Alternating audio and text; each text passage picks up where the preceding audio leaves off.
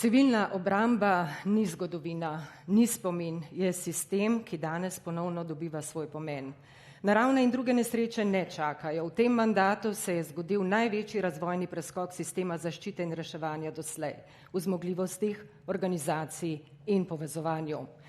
Prvič smo svetu jasno pokazali, da imamo tudi na obrambnem področju domače znanje, lastne inovacije in rešitve, ki ustvarjajo priložnosti za varnost države, razvoj gospodarstva in življenje ljudi. V Slovenski vojski ni pomembno, kdo si bil včeraj. Pomembno je, kaj znaš, kaj te zanima in kje želiš rasti. Ena odločitev, več poti, več prihodnosti. Spoštovane gospe in gospodje, v uvodu smo začutili smer, premike, ki niso nastajali čez noč, temveč skozi odločitve in odgovornost. Spoštovani minister, magister Borut Sajovic, vabim vas k besedi z mislijo na to, kar je bilo in predvsem na to, kar gradimo. Prosim.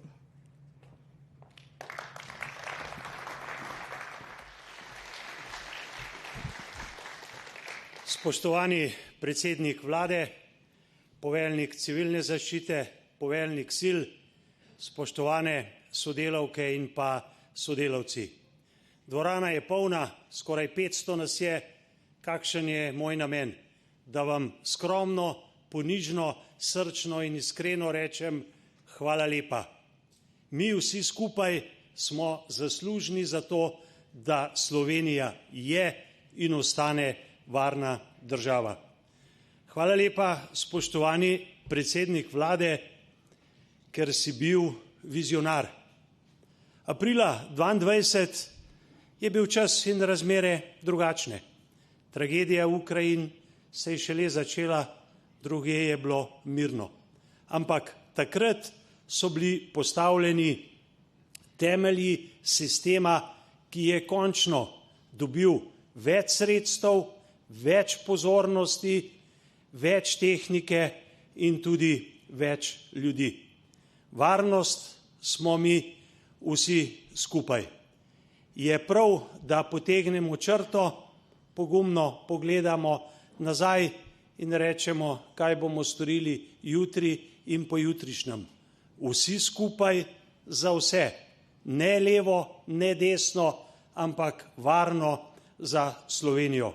Danes bomo govorili o dveh stebrih, obrambnem, vojaškem in sistemu, ki nas rešuje v primeru naravnih nesreč in katastrof. Včeraj sem razmišljal, novice današnjih dni so razpršene v svet, ampak spoštovane in spoštovani, nas bistveno bolj ogrožajo naravne nesreče, klimatske spremembe in vse tisto, kar nas neposredno prizadene. Sem optimist. Dialog, kar se kritičnih točk v svetu tiče, poteka in poteka na tisti ravni, kot je treba, z diplomacijo na najvišjih instancah, najvišjih vrhovih. Slovenska vojska, 35 let bomo praznovali letos.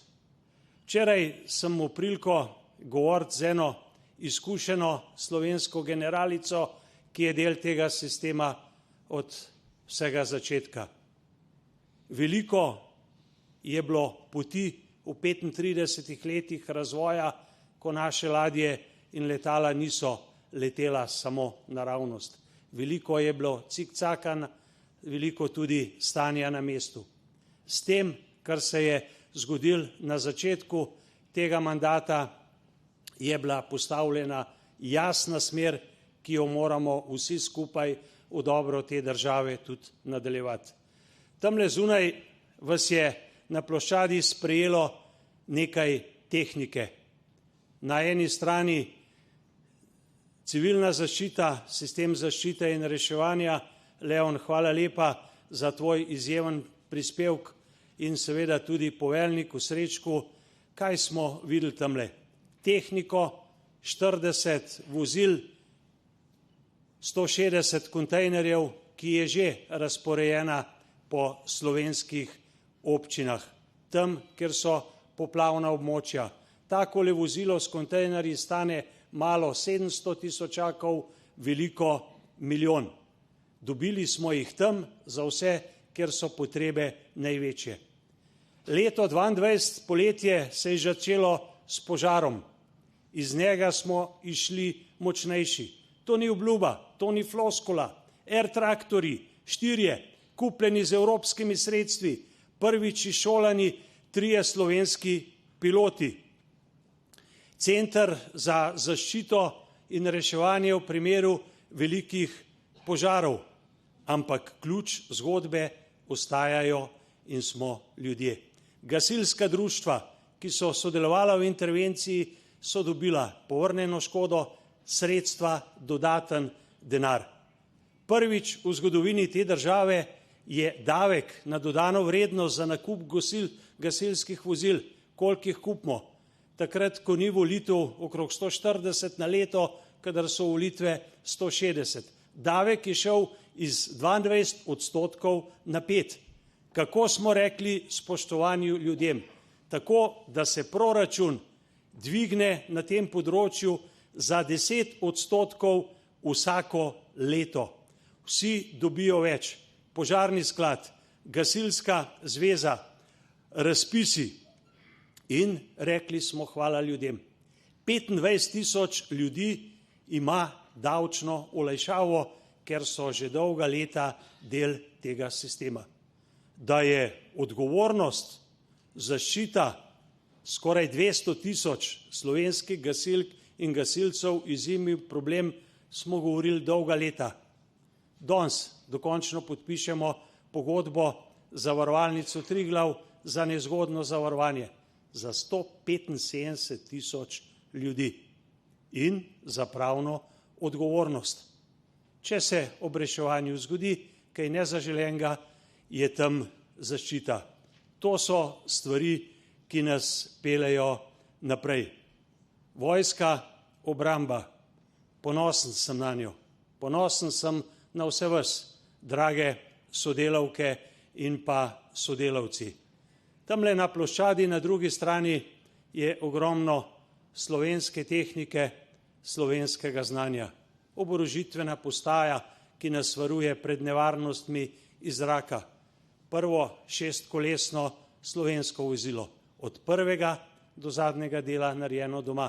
Prikolica, polovico cenejša kot tista, ki bi jo kupili v tujini. Električni motor z različnimi dodatki. In na koncu tisto, kar tudi ni floskula, ni fraza, večnamenskost v službi ljudi. Eno od 20 novih reševalnih vozil, če se nam zgodijo poplave, požar, potres ali kaj drugega, delamo vse, da bi bili vsi skupaj pripravljeni. Kaj se je zgodilo na področju Slovenske vojske? Marsikaj. Imamo več kot 160 4-kolesnih vozil GLTV. Pristalo je drugo letalo, Spartan, Edvin Rusjan. Nismo govorili, nismo obešali na veliki zvon. Švicarji so nas ob tragediji zaprosili za pomoč. Naj bomo pripravljeni, če bo treba evakuirati kaj opečenih na balkanski prostor. V kratkem času so v 15. brigadi pripravili tudi reševalni modul za to vozilo. Smo in ostanemo pomorska država. Ne bomo in nočemo biti obmorska. Zato 30. dobrodošli v Ankaranu. Triglav je že pristal, obnovljen, po 5 letih, hitreje in za manj denarja, prvič ob svojem slovenskem privezu. Vemo, kaj moramo za sistem zaščite in reševanja narediti v ladjedelnici Izoli, ki je strateška, edina točka, najpomembnejša v slovenskem morju. Kaj smo še postorili? Da bomo kupili helikopterje, se je dolgo govorili. Prvi slovenski helikopter je že na traku v Milanu. Ne da bo, je, se dela, prihaja jih 6, kasneje še 4. Zakaj?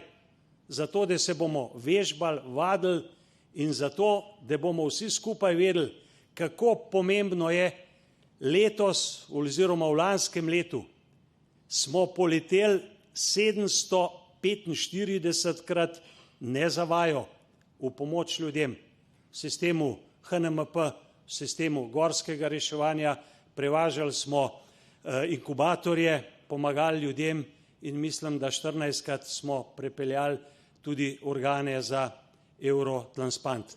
Veliko nas čaka tu še dela.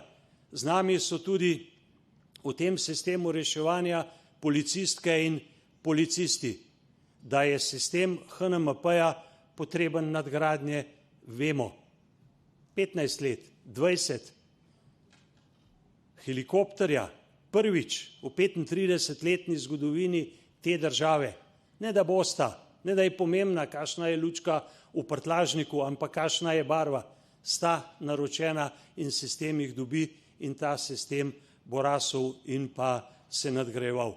Ključni, spoštovane in spoštovani, v tem sistemu pa ste vi, naše pripadnice in pripadniki in ljudi.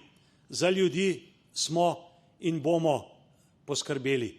Imajo osrednjo mesto v 10 strateških dokumentih, ki so bili z vašo pomočjo, z vašim sodelovanjem sprejeti v tem mandatu.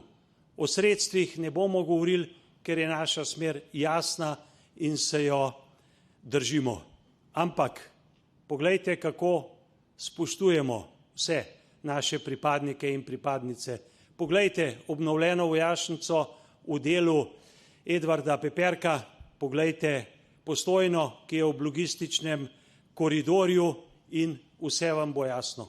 Spoštljivi smo do okolice, zato obnova strelišča v Apačah, zato Crn grob in zato iščemo sožitje, sobivanje na Baču, na Počku in še kje. Najpomembnejše je, ni še učinkov, bojo pa kmalu, zakon o službi v Slovenski vojski. Kako smo pokazali spoštovanje? 5-letna prerekanje, spore na sodišču smo presekali, če čakate na dolžnost, ste v službi domovine in zato boste dobili plačilo. Kaj je naša prihodnost? Prihodnost so ljudje. Spomladi leta 2022 je bilo v tej državi 80 vojaških štipendistk in štipendistov. Zdaj jih je 780. Hvala lepa, državni Pavlin, hvala lepa, direktorat za obrambne zadeve. To so tista prava sporočila. Prvič po dolgih letih se število pripadnic in pripadnikov v sistemu krepi. Več jih zaposlimo, kot se jih upokoji. Mladi na miren, spoštljiv način, s prostovoljno odločitvijo stopajo temeljno vojaško usposabljanje in na tabore. Krepi se nam pogodbena rezerva in krepijo se prostorske sile. Znamo in zmoremo še več. Skupaj za vse. Kibernetski center se gradi. Oprema prihaja. Bolnica Petra Držaja je pred izdajo gradbenega dovoljenja. Pomagamo marsikje v bolnišnicah. Ljubljani, Brežicah, Novi Gorici, Valdoltri, Vojniku, Mariboru in še kje. Moja vizija je, da v naslednjih letih na naši parceli v Šentvidu zgradimo 400 stanovanj za pripadnike in pripadnice Slovenske vojske. To je tisto, kar je najpomembnejše in da se vemo, krepimo duh zavedanja, enotnosti in pa spoštovanja. Še enkrat iskrena in ponižna hvala vsem. Vi v tej dvorani ste tista udarna pest, ki je po 30 letih spet izvedla vajo Odpornost 24, letos jo ponavljamo, videli smo, kje smo dobri, kaj nam še manjka. Tlele ste sodelavke in sodelavci, ki ste speljali prvi obrambni sejem SIDEK v Celju, ki je že v prvem poskusu nadgradil prizadevanja številnih večjih držav, ker je bil sejem izjemno obiskan. In tle ste tudi, spoštovani sodelavci z fakultet, iz stroke, hvala za podporo ne meni, ne nam, podporo slovenski varnosti in tej državi in hvala lepa poslanka in poslanc, pa še enkrat predsednik vlade, ker razumete in pritrjujete tistmu, kar predlagamo, da delamo v dobro Slovenije. Hvala lepa, gremo skupaj naprej. Srečno.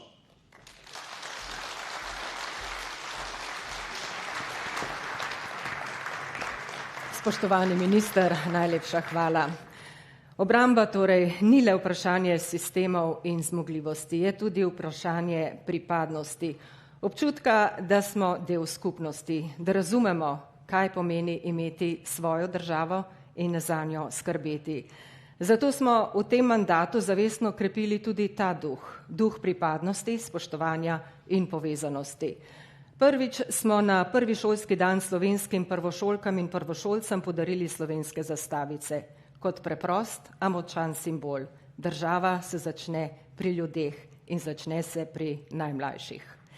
Obramba, varnost, odpornost. To ni vprašanje le enega resorja, je odločitev države in zaveza politike do ljudi.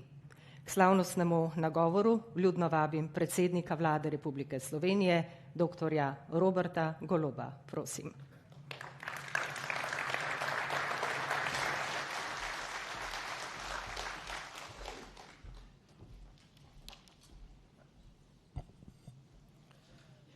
Minister, ministrica, poveljnik, Srečko, kje si?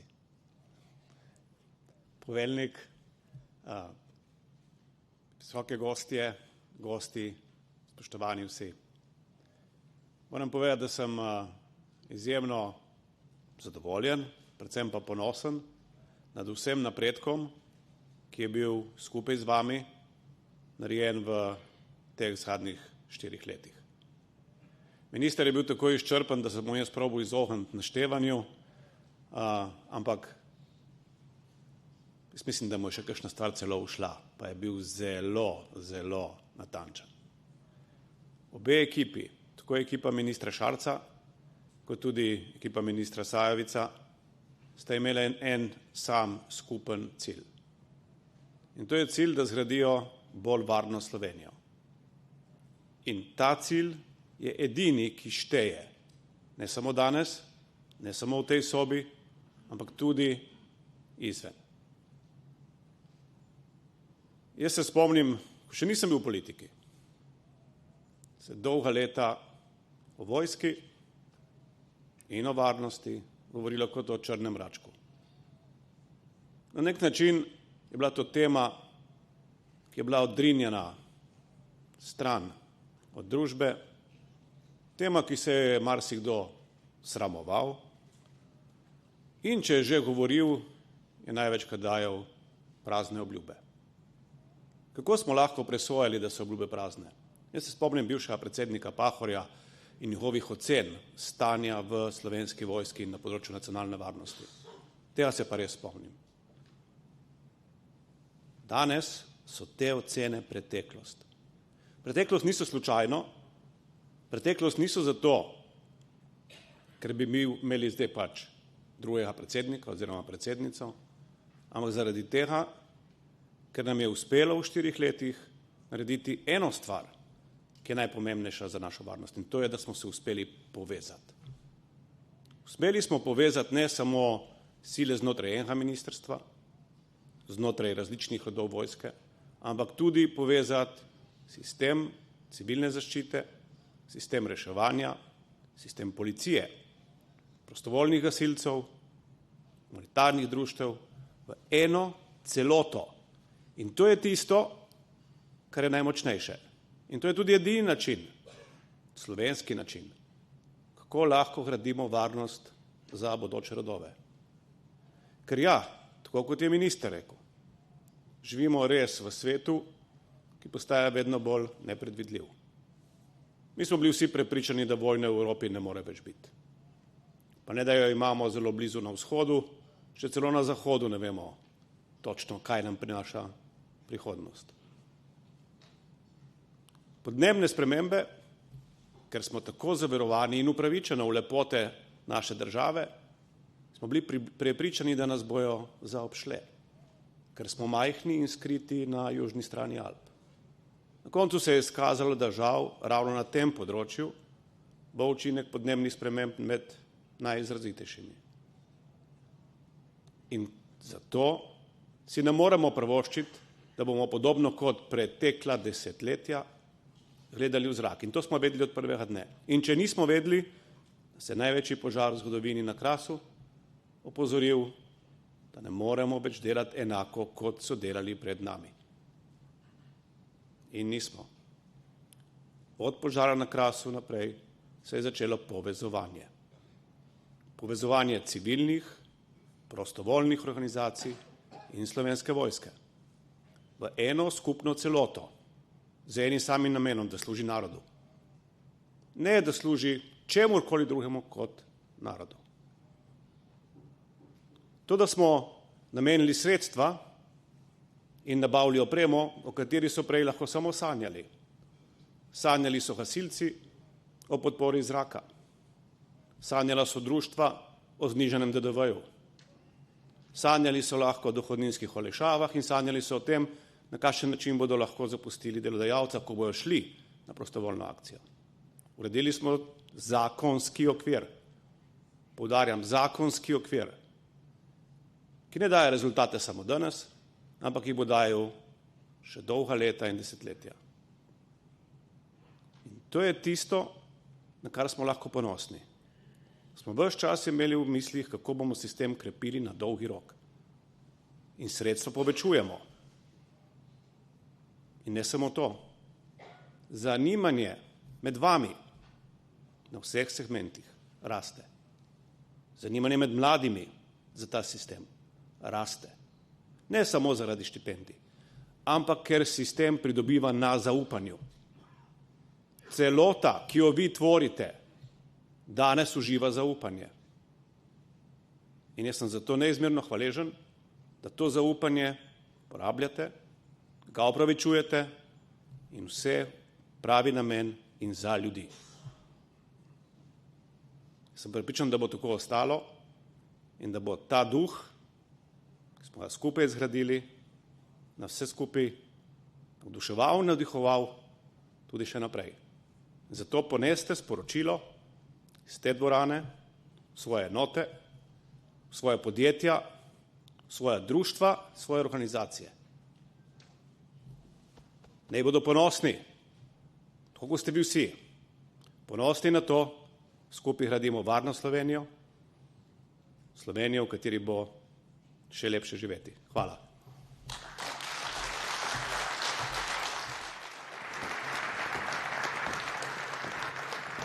Spoštovani predsednik vlade, dr. Robert Golob, najlepša hvala.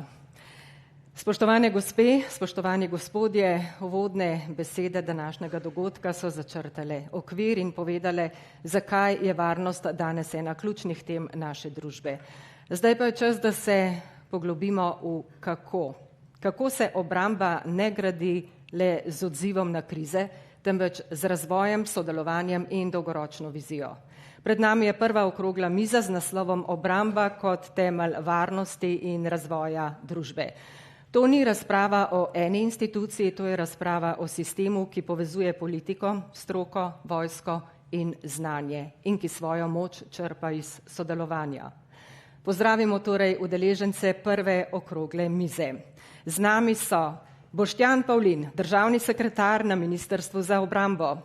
Prosim.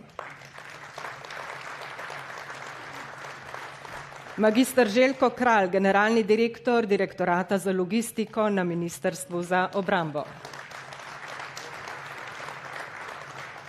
Brigadir Uroš Paternus, poveljnik sil Slovenske vojske.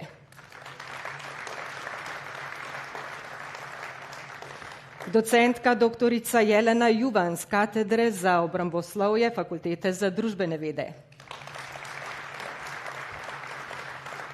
Boštjan Skalar, direktor Grozda obrambne industrije Slovenije. Razpravo pa bo vodil profesor dr. Iztok Prezelj z katedre za obramboslovje Fakultete za družbene vede. Prosim.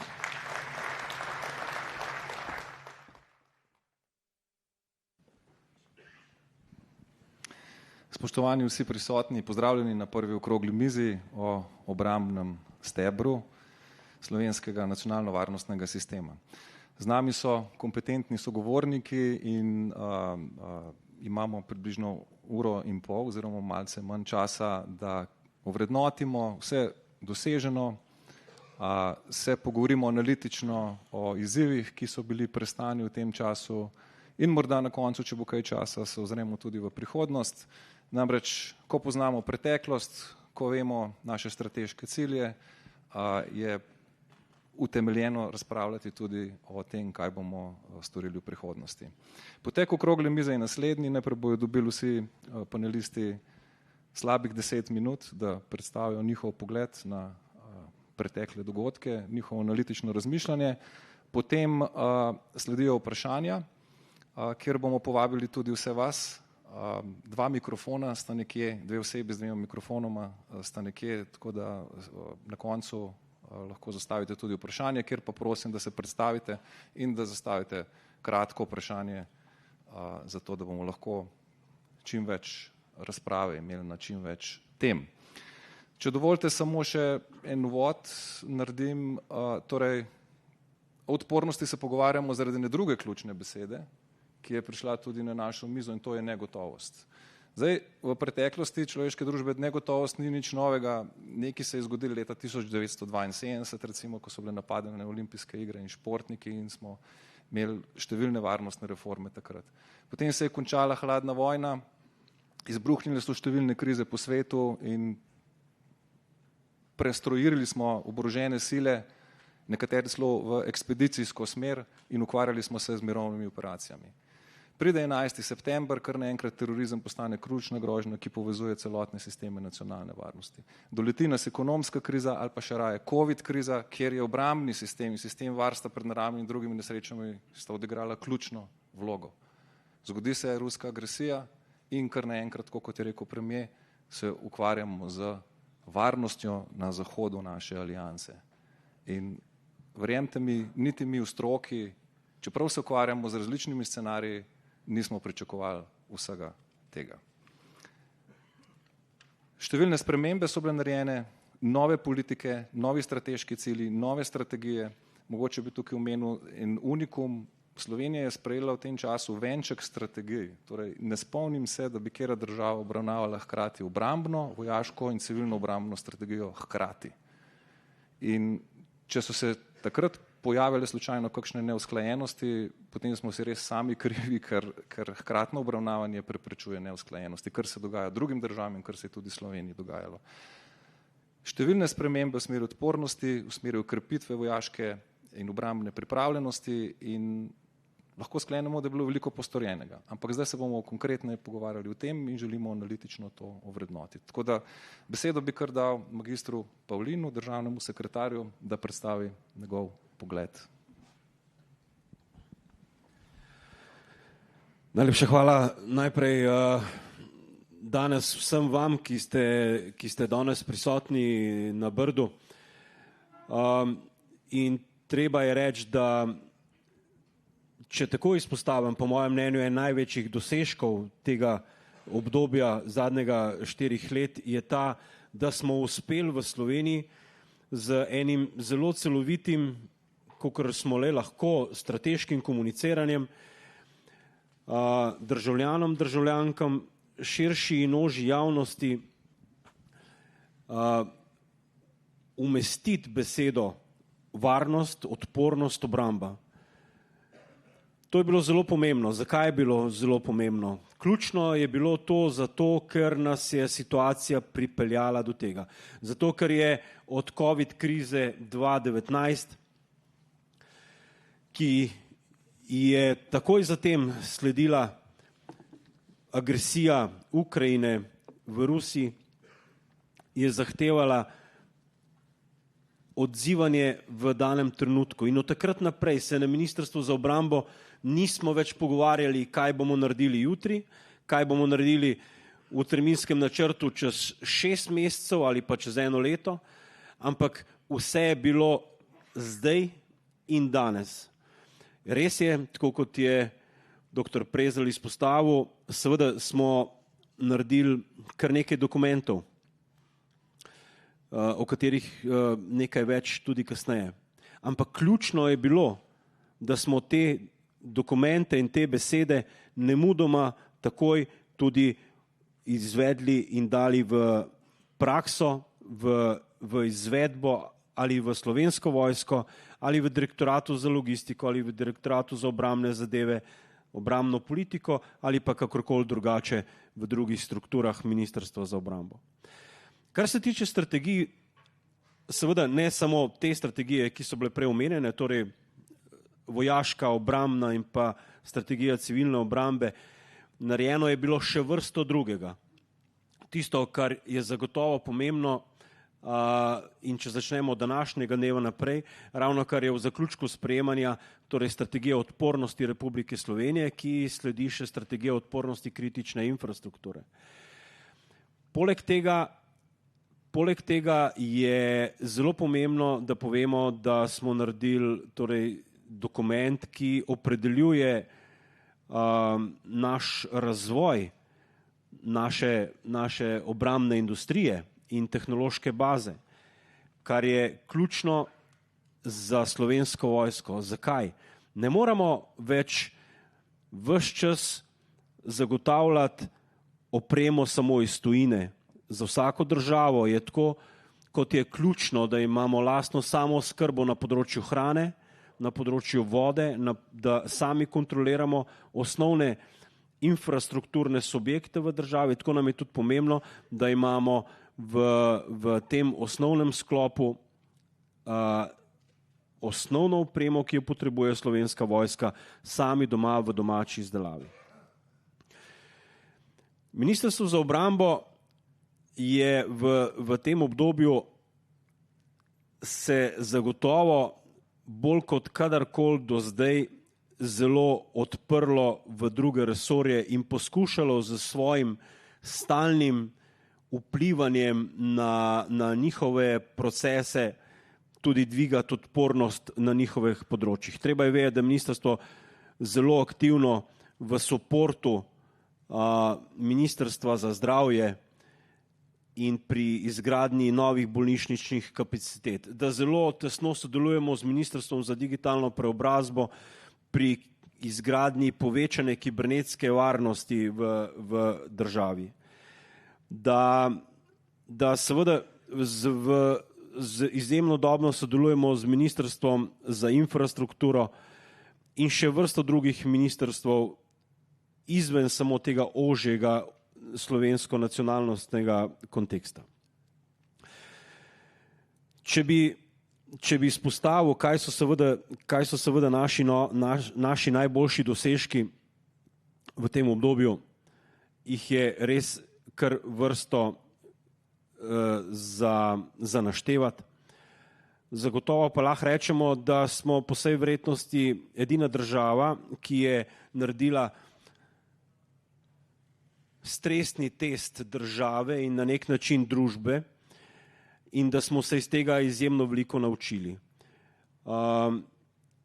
In da tukaj tudi druge mednarodne,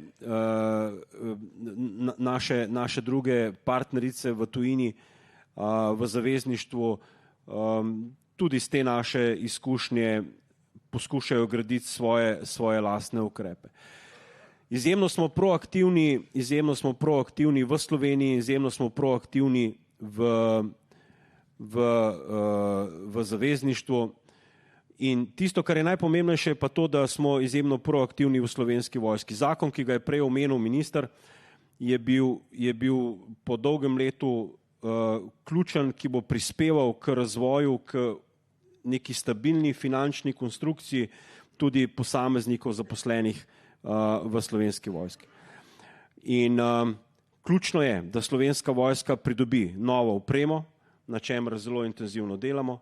Ključno je, da so naši sodelavci zadovoljni in da je to ena velika enota, ki kadarkoli za katerkoli izziv prime v trenutku, pa naj si bodo to naravne nesreče ali pa naj bo to situacija v mednarodnem okolju, kjerkoli že, ali pa torej obramba naše lastne domovine, ki je ključ našega celotnega dela.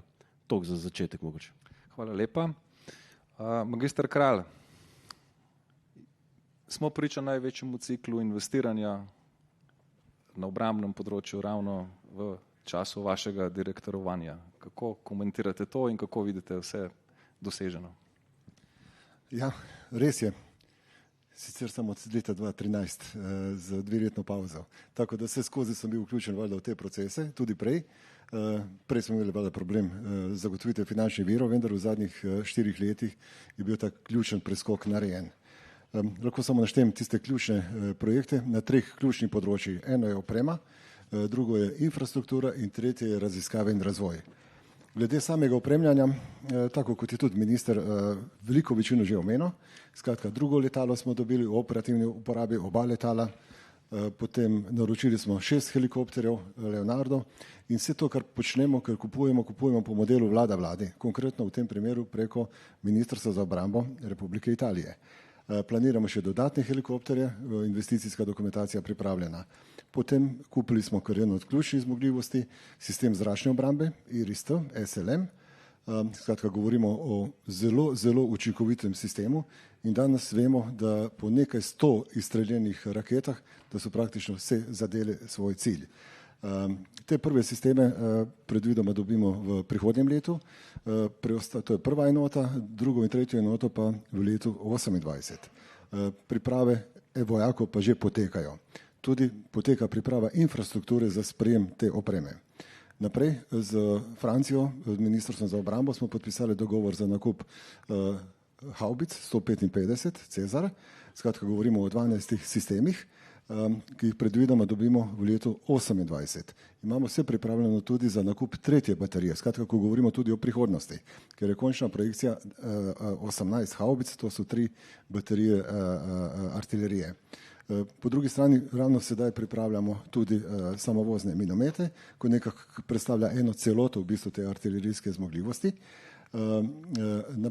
Naprej je pa še vrsta drugih, kot je Oshkosh GLTV projektov, skratka jih imamo trenutno 161, še na parih je treba zmontirati oborožitvene postaje, praktično vseh 161 bo v operativni uporabi. Za ta vozila pa smo tudi ugotovili pri teh preizkusih uporabe praktično v tujini, na različnih misijah, pri različnih pogojih, da so zelo zanesljiva in da smo tudi s tem nakupom zelo zadovoljni. Torej, moram izpostaviti, da v vseh teh primerih sodelujemo po modelu, z drugimi državami po modelu vlada vladi, kar je ena od ključnih zmogljivosti. Tudi, ko se pogovarjamo znotraj EU, se pogovarjamo o skupnih nabavah. Skratka, pridemo zdaj do tega drugega ključnega področja, ko je povezano s tem prvim, so raziskave in razvoj. Skratka, ogromno smo vlagali v nacionalne razvojne projekte in tudi v mednarodne. V mednarodnih lahko omenim, da sodelujemo in se redno prijavljamo, skratka naša industrija in naša znanost v obliku konzorcijev in v sodelovanju z drugimi državami se prijavlja na različne projekte Evropskega obrambnega sklada in nam vsi priznajo, da smo najuspešnejša država. Skratka, to je bil ta naša dodana vrednost, ko smo na Ministrstvu za obrambo znali integrirati našo znanost, našo industrijo, pripraviti projekte tudi v sodelovanju z drugimi obrambnimi resorji in se prijaviti in tudi dobiti te razpise. Danes ob 12. bo en zanimiv dogodek, podpis dogovora za evropski projekt Sentinel, govorimo o energetskem projektu, vodilna je Slovenija, 40 partnerjev iz cele Evrope, znanstvenih ustanov in podjetij. Slovenija vodilna, ne boste verjeli. Skratka, to je tudi veliko priznanje našim prizadevanjem in slovenski znanosti in industriji. To je ključno. Skratka, mi bomo vodili podjetja iz Nemčije, Francije, Avstrije, Danske in tak naprej. Zelo zanimiv dogodek. Naprej so tu drugi nacionalni razvojni projekti in so že prva naročila, prva serijska proizvodnja. Primer imamo, kot tudi je prikazano pred dvorano, smo naročili prve oborožitvene postaje od slovenskega podjetja, slovenskega proizvajalca, ki je tudi stvar razvojnega projekta. In seveda tudi danes imamo, kot povemo to, lahko oborožitvena postaja ali pa kupola, ko je tudi za protidronsko zaščito s topom 25 mm, ponujemo tudi drugim državam. Torej, kadar se mi pogovarjamo po modelu vlada-vladi z Italijani, z Nemci, pa želimo in predstavimo tudi naše zmogljivosti, kaj zmore naša industrija in valjda pogojujemo na primeren način tudi nakup njihove opreme z kontra nakupom naše opreme. To je ta ključna stvar. Skratka, mi danes imamo proizvode, ki jih lahko drugim ponujamo. Tretje področje je infrastruktura, seveda ključna. Skratka, vojak mora imeti primerno infrastrukturo, tudi civilna zaščita mora imeti primerno infrastrukturo za delovanje, za priprave, poligon in tak naprej. Kot je rečeno, praktično so vsi objekti sanirani v vojašnici barona Andreja Čehovina v Postojni, še mečka ni treba okolje urediti, pa bo se praktično v nolo urejeno. Vojašnica Edvarda Peperka v Ljubljani je daleč v razvojni fazi, od prenove energetske, od izgradnje novih objektov. Ravno zdaj smo zaključili kot zelo zanimiv projekt notranje strelišče, skratka zaprto, kontejnerski sistem, in zanimivo, tudi tam sodelujo slovenska podjetja, tudi nizozemsko, vendar je veliko interesa po taki zmogljivosti. Tudi simulacijski center bo zdaj kmalu zgrajeno za usposabljanje vojakov in tak naprej, tak naprej. Seveda v pripravi je mariborska generala Majstra vojašnica, Cerklje ob Krki in tak naprej. Strelišča, zelo pomembna stvar. Strelišče Bač, občina Ilirska Bistrica, je praktično prenovljeno in je to ključna zmogljivost za slovensko vojsko. Skratka, tam se lahko strelja tudi z vozili z kalibri 30 mm. Potem imamo, trenutno smo v prenovi strelišča Apače, v bistvu gradimo čisto novo strelišče in tudi druga strelišča so bila prenovljena oziroma so v postopku prenove. Seveda, veliko drugih projektov, tudi kibernetski center, kot je omenjeno in tak naprej, vendar bolnice, valjda so v fazi projektiranja in pridobite gradbenega dovoljenja za bolnico Petra Držaja, tudi v druge projekte. Ministrstvo za zdravje smo se aktivno vključili, tako kot nam je vlada, bom rekel, povedala pa naložila in z veseljem v bistvu sodelujemo v takih projektih.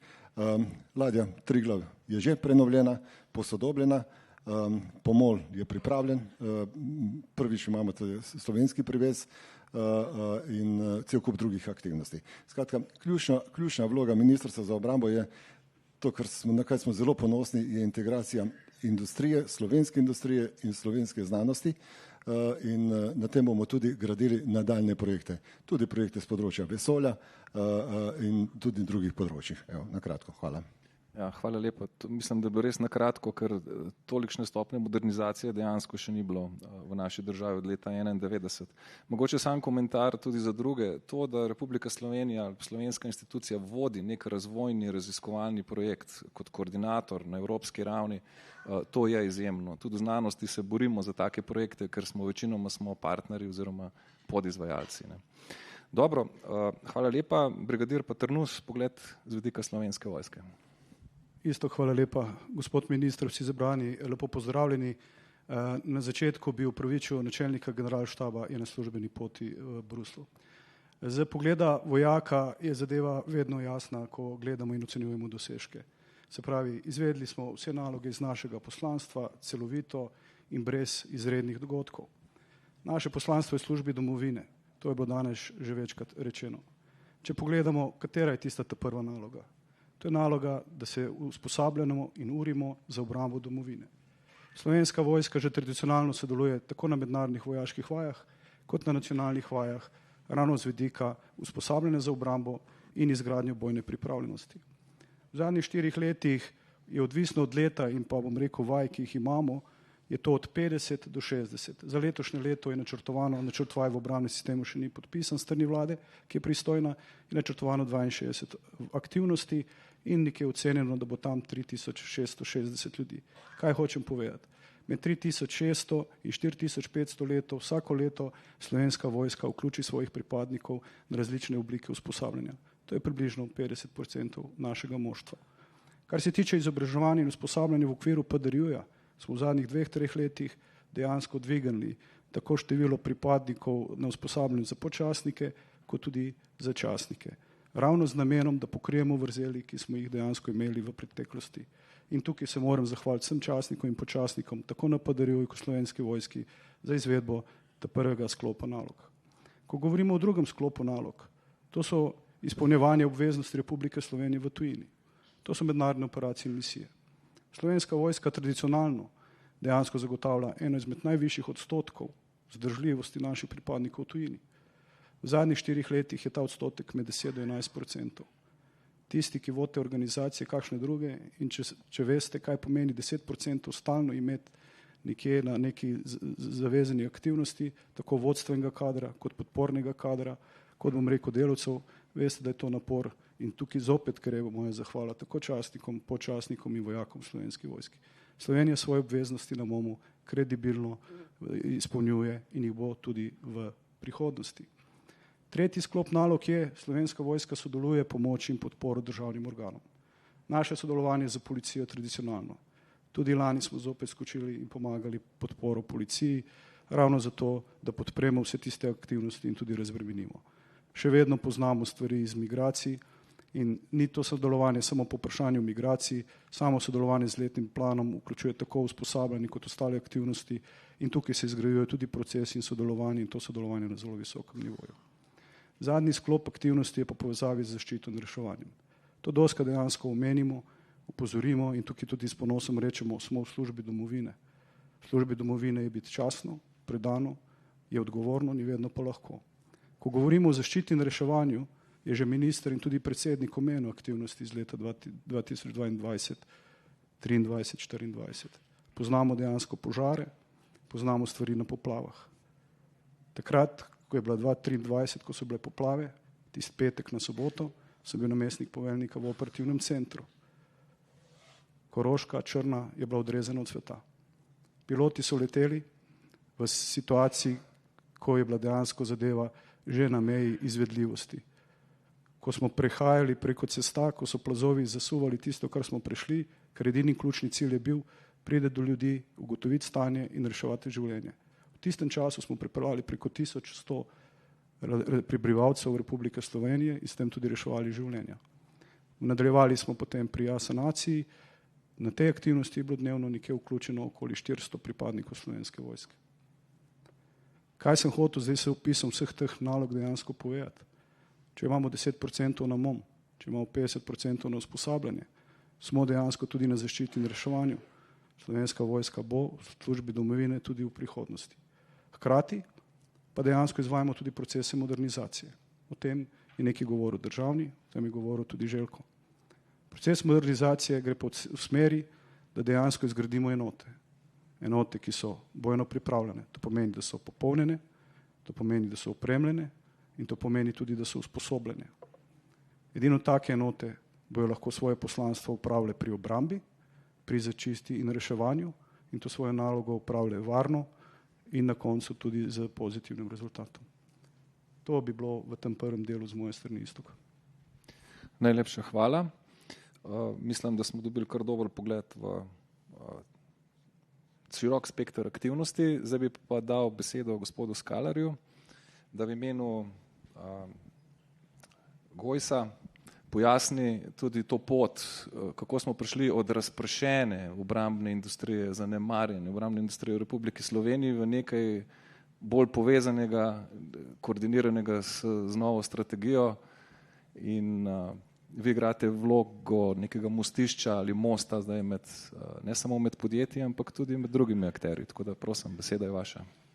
Lep pozdrav tudi z moje strani. Najprej povem, da sem bil izredno ponosen, ko sem se čez ploščad sprehodil, kjer so jasno vidna prav ta povezovanja in skupno sodelovanje različnih inštitucij v raznih novih izdelkih, eni že v obliki za proizvodnjo, nekateri tik pred tem.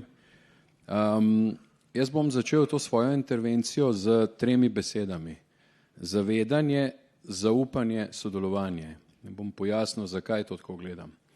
Se pravi, zavedanje v smislu, da smo končno tudi kot cela družba, morda tudi zaradi, vaje odpornost, dojeli, da se stvari spreminjajo. Geopolitična situacija nas sili k temu, da smo napredni, da smo inovativni, da sodelujemo.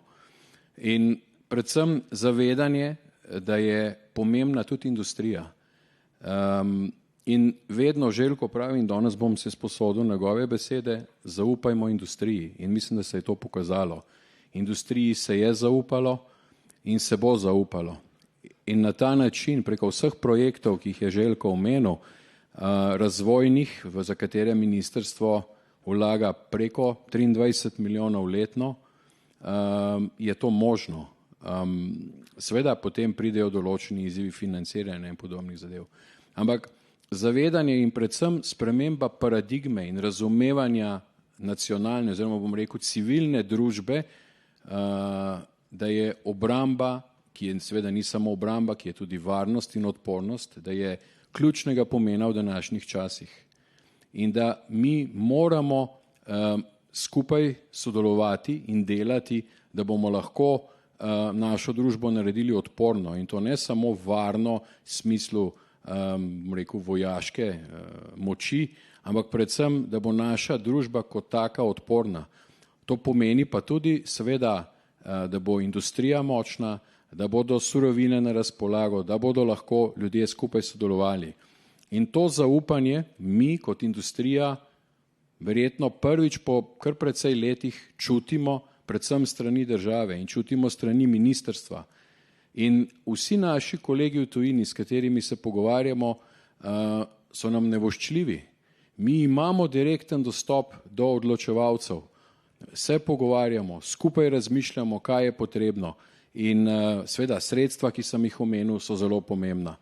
In zato tudi prihaja do tega razvoja. In to zaupanje predvsem v našo industrijo, bom rekel, v našo odpornost, v naše, bom rekel, strukture od ministrstv. Mi ne sodelujemo samo z ministrstvom za obrambo, sodelujemo tudi z ministrstvom za gospodarstvo, pa če je potrebno za infrastrukturo. Ne?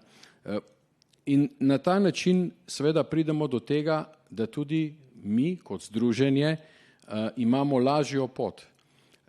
In verjetno tudi podatki, da smo pred 2 leti imeli približno 60 članov, mislim, da na današnji dan jih imamo okrog 200, kaže, da je to zavedanje in to zaupanje prisotno. Seveda imamo veliko izzivov, ko bomo vse te projekte zdajle, ko jih pač razvijamo, morali materializirati in seveda jih tudi sfinancirati, vzpostaviti proizvodnjo in procese, bojo verjetno določene težave. Zato seveda pozdravljamo tudi ustanovitev družbe Dovoz, ki bo morda lahko premostila te finančne zagate. Debate tečejo tudi na področju, bom rekel, z bankami, predvsem s komercialnimi bankami, kjer seveda industrija bo potrebovala financiranje. In ta, bom rekel, negativna konotacija obrambe se skozi bolj mehča.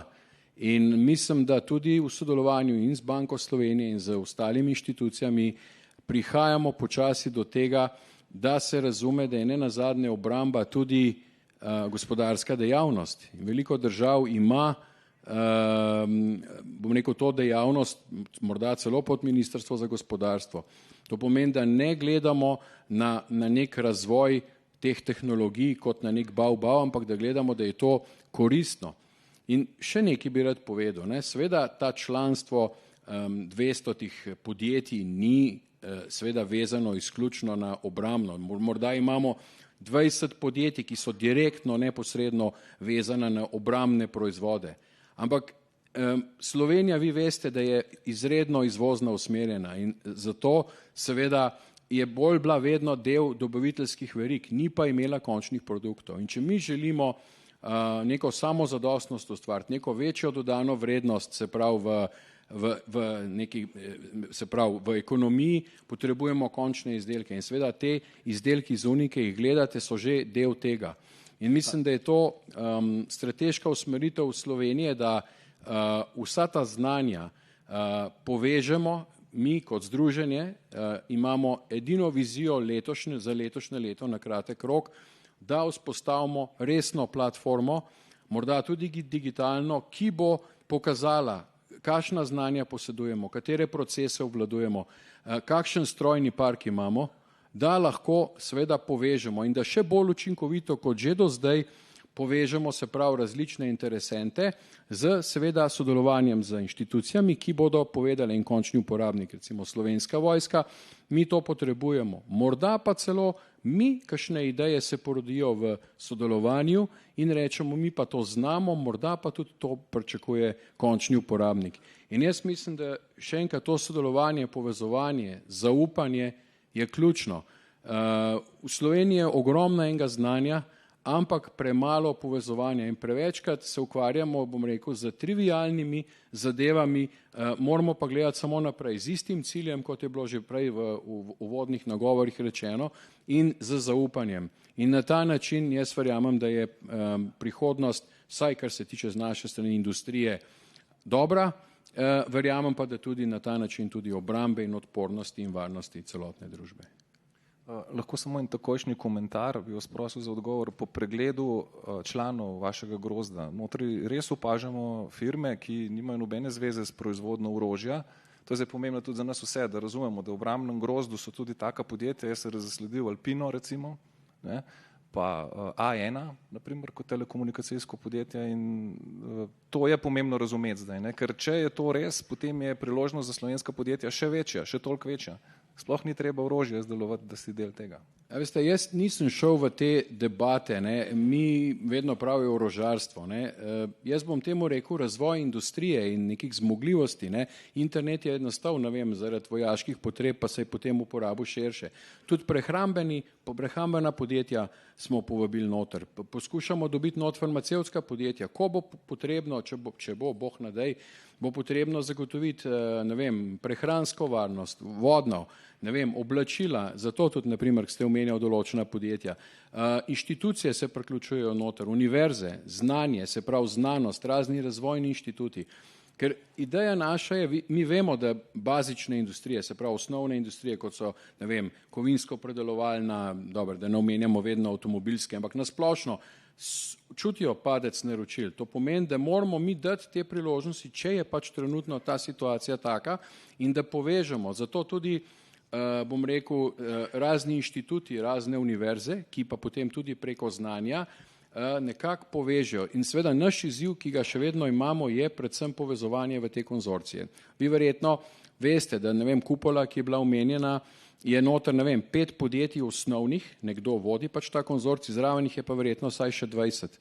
Od, ne vem, obdelave kovin, zaščite, nekih premazov, karkoli je potrebno. In mi verjamemo, da v naslednjih, verjetno ta cikl bo vsaj še 10 let trajal, tudi če se vojne ustavijo. Jaz vedno pravim našim članom, ni nujno, da bomo razvili samo vojaške produkte. Morda bomo razvili čist civilne produkte, ker se med sabo povezujemo. Ker ta povezovanje je tist, ker jaz že desetletja opažam, da je pomankanje tega. No? To sem želel povedati. Dobro, željo po intervenciji, izvoli, preden damo besedo. Mali dodatek, korektno omenjeno kupola. Skratka, kupola je obrambni proizvod. Podjetje, ki integrira vse skupaj, ima soglasje za proizvodnjo in razvoj. Vendar v tem je vključeno cel kup civilnih podjetij. Nekdo mora narediti tiskano vezje, barvanje in tak naprej.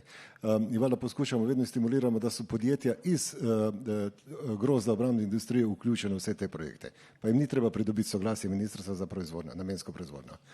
Imamo celo kupico energetskih projektov, ko so dvojne rabe, ali za vojaške, pametni kampi, ko so vse tehnologije praktično notri, vse nove tehnologije.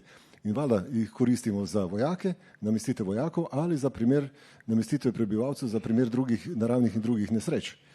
Imamo od zunaj pred dvorano daljinsko vodeno večnamensko platformo 6x6, tako nenavadno vozilo, 10 ton mimo grede.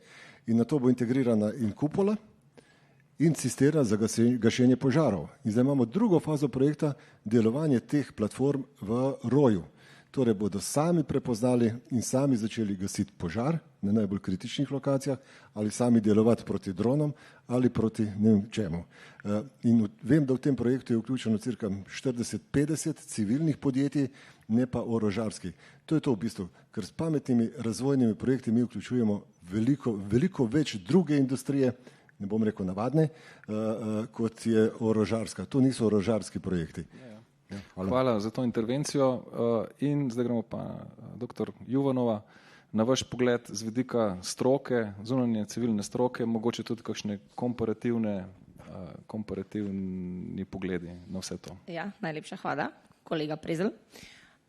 Torej najprej se zahvaljujem organizatorju za povabilo k sodelovanju na današnjem dogodku. Izjemno sem počaščena, da tukaj sedim z posamezniki, ki so v preteklih letih pomembno soodločali in sooblikovali slovenski obrambni sistem. Še bolj sem pa počaščena, da nastopam pred vami, ki v bistvu tvorite ta sistem in potem tudi realizirate odločitve teh posameznikov tukaj gor. Ko sem razmišljala o tem, kakšna je v bistvu vloga danes mene tukaj kot predstavnice stroke, torej jaz stroko vidim kot neko platformo, ki bo kritično ovrednotila, kar je bilo doseženo in predvsem prepoznala izzive za prihodnost. Zato bom v prvem delu izhajala iz mednarodnih varnostnih razmer oziroma mednarodnega okolja, predvsem, da vsi skupaj bolje razumemo, zakaj so bile vse te spremembe in zakaj v zadnjih letih je bilo potrebno toliko vlaganj, sprememb temeljnih strateških dokumentov, oblikovanje nekih novih konceptov, sprejem nekih novih strategij, zakaj je bilo to sploh potrebno. In zakaj, kot se sedaj v bistvu nakazuje, na teh lovorikah se ne sme zaspati in se zna zgoditi, da je v bistvu to premalo. Vse, kar je bilo do sedaj narejeno, bo potrebno glede na zaostrene varnostne razmere, tako na evropski celini, predvsem pa globalno, kjer se spreminjajo razmerja moči, bo v bistvu potrebno še bistveno okrepiti. Torej, osredotočila sem se na 7 točk. Zakaj 7? Zato, da nisem predolga, pa tudi zaradi tega, ker prepričana sem, da ko bo ameriški predsednik Trump končal svojim govorom danes v Davosu, da morda na ta seznam točk lahko dodamo še kakšno, ki bo dodatno zaostrila razmere v mednarodni skupnosti. Torej, kot prvo, vsekakor vojna v Ukrajini. Čeprav v tej vojni poslušamo že 4 leta, jutri bomo en mesec pred obeležitvijo 4. obletnice te vojne. Torej, to je še vedno največji oboroženi spopad po koncu 2. svetovne vojne na evropski celini, za katerega se je takrat že pričakovalo, da bo zamajalo temelje evropske varnostne arhitekture in to se je tudi zgodilo. In to se še vedno dogaja. Gre za vojno, za katero noben ni verjel, da se bo dejansko zgodila in gre tudi za vojno, za katero, jaz sem pričana, noben ni verjel, da bo trajala 4 leta. Vmes so bile ocene, statistično gledano vojne trajajo približno 4 leta, ta se bo tudi končala. Ta ne samo, da se ni končala, ampak konec se v bistvu ne nazira. Ima še vedno zelo močne eskalacijske učinke, torej da se razširi ozemeljsko. Tisto, kar je pa se tiče nas vseh, slovensko ozemlje ni vojaško ogroženo zaradi vojaških dejstvovanj v Ukrajini, ampak gre za destabilizacijske učinke po celotni evropski družbi. Torej, Evropska unija je tudi zaradi vojne v Ukrajini manj enotna. Evropa je močna, samo ko je enotna. In v bistvu enotno stališče vseh držav članic glede kakršnihkoli vprašanj je tisto, kar Evropo dela močno. Nažalost, opažamo, Evropska unija ni več tako enotna, kot je nekoč bila. Z nekimi novimi pobudami glede vodenja mednarodne skupnosti, ki so se pojavile v zadnjih dneh, se ta enotnost v bistvu še bolj krha. Potem grožnja z uporabo jedrskega orožja. Retorika z grožnjami uporabe jedrskega orožja je izjemno nevarna. In tudi ni izginila. Pojavi se vsake toliko časa, prihaja predvsem iz ožjega kroga ruskega predsednika Putina, usmerjene so predvsem v seveda največje evropske države, predvsem v Združeno kraljevstvo, ampak v bistvu že grožnja po uporabi jedrskega orožja je zelo nevarna. V času hladne vojne, ko je bila jedrska oborožitvena tekma na vrhuncu, je svet pred katastrofo rešilo dejstvo tudi, da je na obeh straneh blokovske razdelitve sveta so, vsaj večinoma, prevladovali razumski posamezniki, ki so se dobro zavedali, kaj pomeni, če ena izmed strani uporabi jedrske orožje. Danes moram reči, da nisem prepričana, da se tisti, ki odločajo o usodi sveta, zavedajo, kaj bi to pomenilo. Potem opažati je seveda tudi mogoče razpad pravil, norm, na katerih je temeljila mednarodna skupnost od konca hladne vojne. In to je tisto, kar v bistvu neposredno vpliva tudi na našo varnost. Imeli smo neka pravila, imeli smo norme, so se tudi kršila, ampak v osnovi vsak je vedel, kaj v mednarodni skupnosti velja. Kaj je nedotakljivo? Nedotakljiva je suverenost države. Danes ni več tako. Nedotakljiva je tudi pravica do samoodločbe naroda. Danes tudi ni tako. Nedotakljivo je bilo tudi spreminjanje meja v Evropi. Tudi to danes ne velja več. Grožnja predstavljajo tudi avtoritarne osebnosti pod krinko demokratičnosti, ki imajo v svojih rokah izjemno vojaško moč. Torej, gre za zlorabo vzvodo vojaške moči za dosego nekih ozkih osebnih interesov ali pa finančnih interesov. Jasno izraženi ozemeljski apetiti. O Grenlandiji se v zadnjem času izjemno veliko govori. V teoriji mednarodnih odnosov oziroma kolegi iz naše fakultete so začeli govoriti, da to pomeni začetek konca teorije o liberalnem miru. Temeljna predpostavka te teorije, da se demokratične države medsebojno ne napadajo in da si medsebojno ne grozijo za uporabo vojaške sile. To se dogaja danes, trenutno. Spreminjajo se globalna razmerja. Tisto, kar smo priča, je v bistvu preoblikovanje ali pa celo razpad obstoječih transatlantskih odnosov. To je naša realnost, realnost Evropske unije in tudi s tem realnost Slovenije. Tudi zaradi tega je potrebno potem kritično vrednotiti vse, kar je bilo doseženo v zadnjih letih. Moram reči, da sem osebno izjemno vesela, da je prišlo do spremembe zakona o službi v Slovenski vojski. Kajti kot nekdo, ki iz vrha katedre za obramboslovje v zadnjih letih opazuje cel kup tožb pripadnikov Slovenske vojske proti lastni državi za primerno plačilo, se mi zdi, da je bil že skrajni čas, da se to tudi sistemsko popravi. Kajti upam, da se vsi dobro zavedate, kako zelo velika škoda je bila narejena ugledu Slovenske vojske zaradi tega.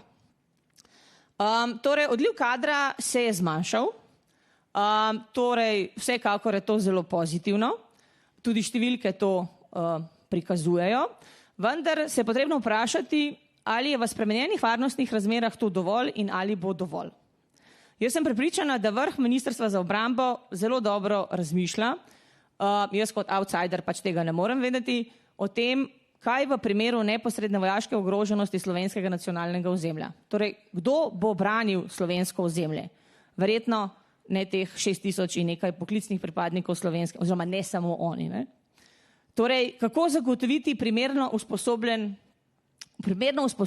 civilno populacijo, ki bo v najbolj kritičnih razmerah znala odreagirati. Torej, kadrovska slika se je stabilizirala. Zelo uspešna je promocija pri mladih. Torej, številke, ki ste jih pridobili na tabore Morsi mladi, so resnično izjemne. Torej, gre v bistvu za bazen mladih, torej tukaj govorim o teh, torej o dijakih, ki se udeležujejo poletnih ali zimskih taborov Morsi mladi, ki so v bistvu, če se ne motim, v zimskem času je bila številka 600-800, nekaj takega, v poletnem, torej lahko pridemo celo do 2000 mladih, ki so pokazali interes za neko obliko aktivnosti Slovenske vojske. Pa vendar, zakaj potem iz tega bazena ni uspešno se ne pridobi večje število novih poklicnih pripadnikov, kot te končajo srednjo šolo, naprimer. Skrb za pripadnika skozi celoten njegov cikl zaposlitve v Slovenski vojski je, verjamem, zelo velik izziv in je tudi zelo pomemben. Slovenska vojska je v osnovi delodajalec. Ti moraš biti zadovoljen za svojo službo, da ne razmišljati v odhodu. Vojaški poklic je specifični poklic in pred leti sem dobila pripombo, da vojaki niso zato v oboroženih silah so zadovoljni, ampak da izvršujejo v bistvu naloge. Ampak današnji vojaki, torej današnji mladi ljudje so drugačni. njihova stališča in njihove vrednote so nekoliko drugačna in so v navzkrižju v bistvu z temeljnimi vrednotami oboroženih sil. Torej, potrebno je poskrbeti, da so zadovoljni, potrebno je poskrbeti, da so zadovoljni od takrat, ko se pojavijo v Vipavi, pa v bistvu do končna zaključka njihove poklicne kariere, ko dobijo prvega otroka, drugega otroka, ko odidejo na misijo, poskrbeti za njihove družine in tako naprej. Tisto, kar pa kljub vsemu napredku na področju kadrovanja, pa ostaja negativna v bistvu starostna struktura pripadnikov Slovenske vojske. Seveda tukaj je potrebno upoštevati, da je demografski dejavnik v slovenski družbi izjemno negativen. Slovenska družba je stara družba, mislim, da v povprečju je 45 let. Če to primerjamo z starostjo, povprečno starostjo regije Sahel v Afriki, povprečna starost je 15 let.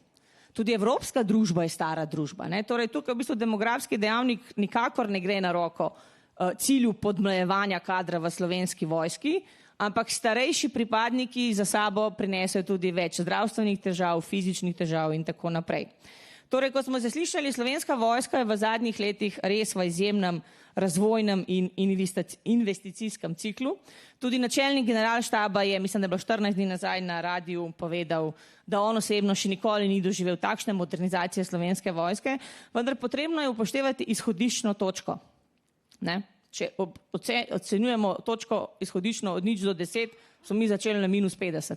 Torej, mi v bistvu v zelo kratkem časovnem obdobju poskušamo nadomestiti izjemen manko, ki je v Slovenski vojski nastajal od leta 2008 dalje. Izjemno težka naloga. Sprejetih je bilo kar nekaj strateških dokumentov, zdaj bom pa že končala, ker sem daleč najdaljša od vseh. Sprašujem se, kje je vojaška doktrina. Vojaška doktrina, ki jo imamo, je letnik 2006. Veste, kaj vse se je zgodilo v Sloveniji in na Evropi in v svetu od leta 2006 dalje? Spremenil se je koncept delovanja NATO, spreminjal se je koncept delovanja Slovenske vojske. Zgodila se je ruska vojaška aneksija Krimskega polotoka, da o vojni v Ukrajini ne govorim, ki bistveno spreminja način vojskovanja v prihodnje. Ne gre samo za dokument, gre za premislek skupine strokovnjakov, vojaških, ki bo pripeljal do nekega takšnega dokumenta. Torej, v bistvu je nedopustno, da imamo vojaško doktrino z letnico 2006.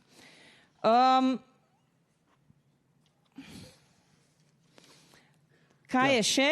Ja, nerazumljivo je, zakaj se določene odločitve prenašajo v prihodnost.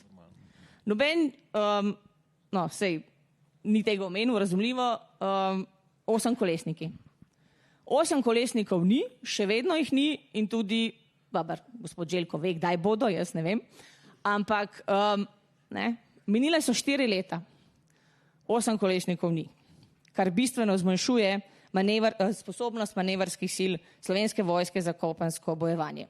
In še eno in zaključim, kar pa izhaja iz ugotovitev enega izmed naših projektov, ki je bil financiran strani Ministrstva za obrambo. Gre za projekt o zadrževanju kadra v Slovenski vojski, kjer je bila ena izmed ključnih ugotovitev in pomanjkljivosti, še to povem. Gre za projekt, ki je v vsej naši zgodovini, vsaj odkar sem jaz na fakulteti, zajel izjemen vzorec. Mislim, da je sodelovalo več kot 800 pripadnikov Slovenske vojske, prostovoljno seveda. Torej, ena izmed ugotovitev je pomanjkljive, oziroma nepomanjkljive, potrebno je ukrepiti usposabljanja za vodstvene sposobnosti poveljujočega kadra. Torej, delati na tem, da je poveljujoči kader boljši, prepoznati izzive, pomanjkljivosti in potem to izboljšati. Hvala. Hvala lepa, Jelena. Torej, prišli smo zdaj čez osnovne predstavitve in zdaj počas čas za vprašanja. Jaz bom najprej postavil nekaj vprašanj sodelujočim, lahko se tudi odzovete na kaj, kar je bilo izrečeno v vmesnem času, potem pa že prosim, da kolegice, ki imajo mikrofone, bojo že gledale vaše roke, dva lahko se že postavita v vrsto za kakšno vprašanje. No, hvala vam, da ste odprli celo serijo zadev, recimo, če se samo obregnem na eno. Kolegica Jelena je govorila, da modernizacija, karkoli bi naredili, ni dovolj. To velja za vse države. Vsi tisti, ki smo študirali modernizacijo in transformacijo oboroženih sil, vemo, da je to never ending process. Ker ko še nisi zaključil neke faze, so se razmere že spremenile in se začne neka nova faza in v resnici smo vse države bolj ali manj nekako v tem. In to je pač zdaj neko frustracijsko dejstvo, ki ga hočemo ali pa nočemo sprejeti. Ne. No, zdaj, jaz bi vam postavil nekaj vprašanj in odgovorite tisti, ki se čutite dolžni ali pa ki čutite, da vam vprašanja nekako pripadajo. Prvo vprašanje je glede celostnega pristopa. Se pravi, nekaj, kar je zdaj novo v primerjavi z 10-20 let nazaj, je, da smo res v Sloveniji dejansko začeli govoriti in tudi implementirati začetne faze v whole of government, whole of society approach in to je zelo lahko reči, zelo lahko je napisati, je pa to kar težko implementirati. In nekaj ste govorili že o sodelovanju, koordinaciji, o mostiščenju, recimo ta beseda bila uporabljena.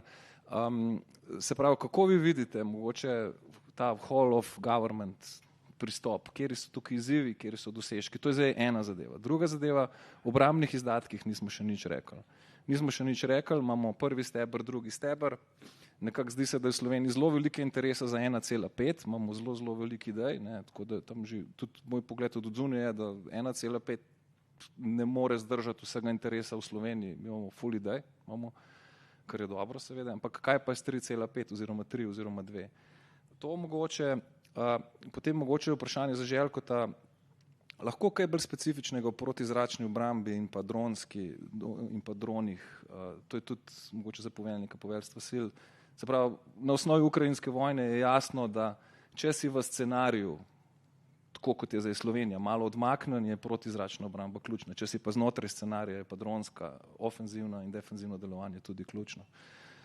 In še ena zadeva, kar je tudi novo, pa tudi ne razpravljamo dovolj v Sloveniji in tukaj izkoriščam mojo vlogo moderatorja, to pa je vprašanje za poveljnika poveljstva sil.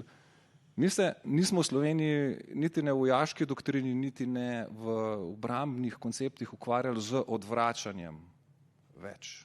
Mi smo bili neuvrščena država prej in zdaj smo dolžni koncipirati naše sile, naša dejanja v odvračevalnem smislu, zato da bomo v naslednji fazi bolj varni oziroma ne napadeni. Lahko mogoče tudi mal en pogled na to odvračanje, ker je nek tak unikum za slovenski mind, je to vse nekaj posebnega zdaj.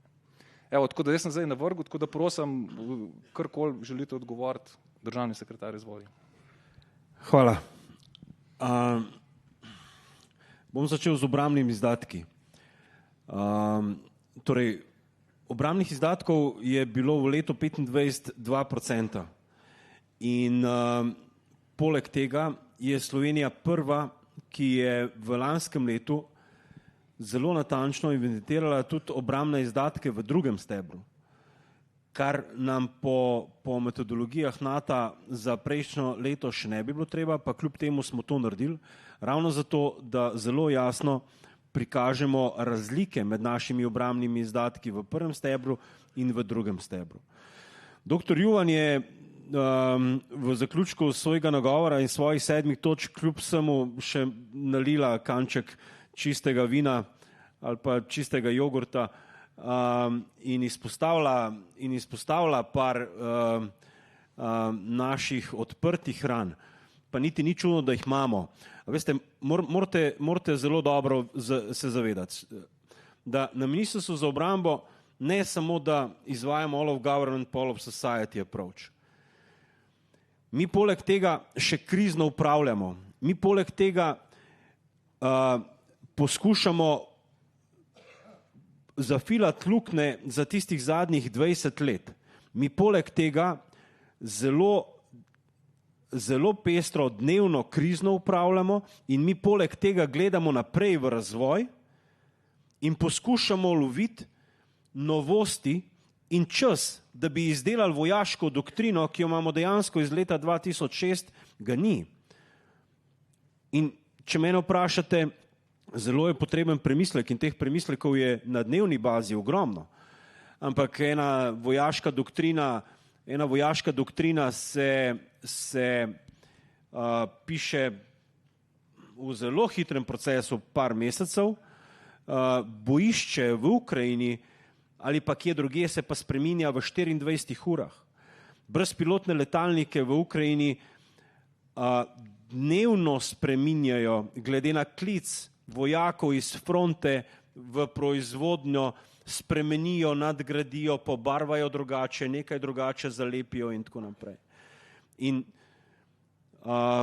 v tem trenutku, ko razni tehnološki razvoji spreminjajo bojevanje, spreminjajo odpornost, spreminjajo nasploh varnost,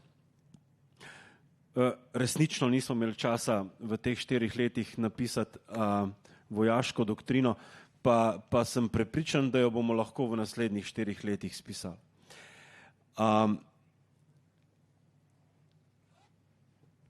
Zdaj je pa nastala strategija odpornosti, ne? Ki se zdaj približuje obravnavi na vladi. Nastala je strategija odpornosti in odpornosti kritične infrastrukture, ampak vsekakor na tem vojaškem delu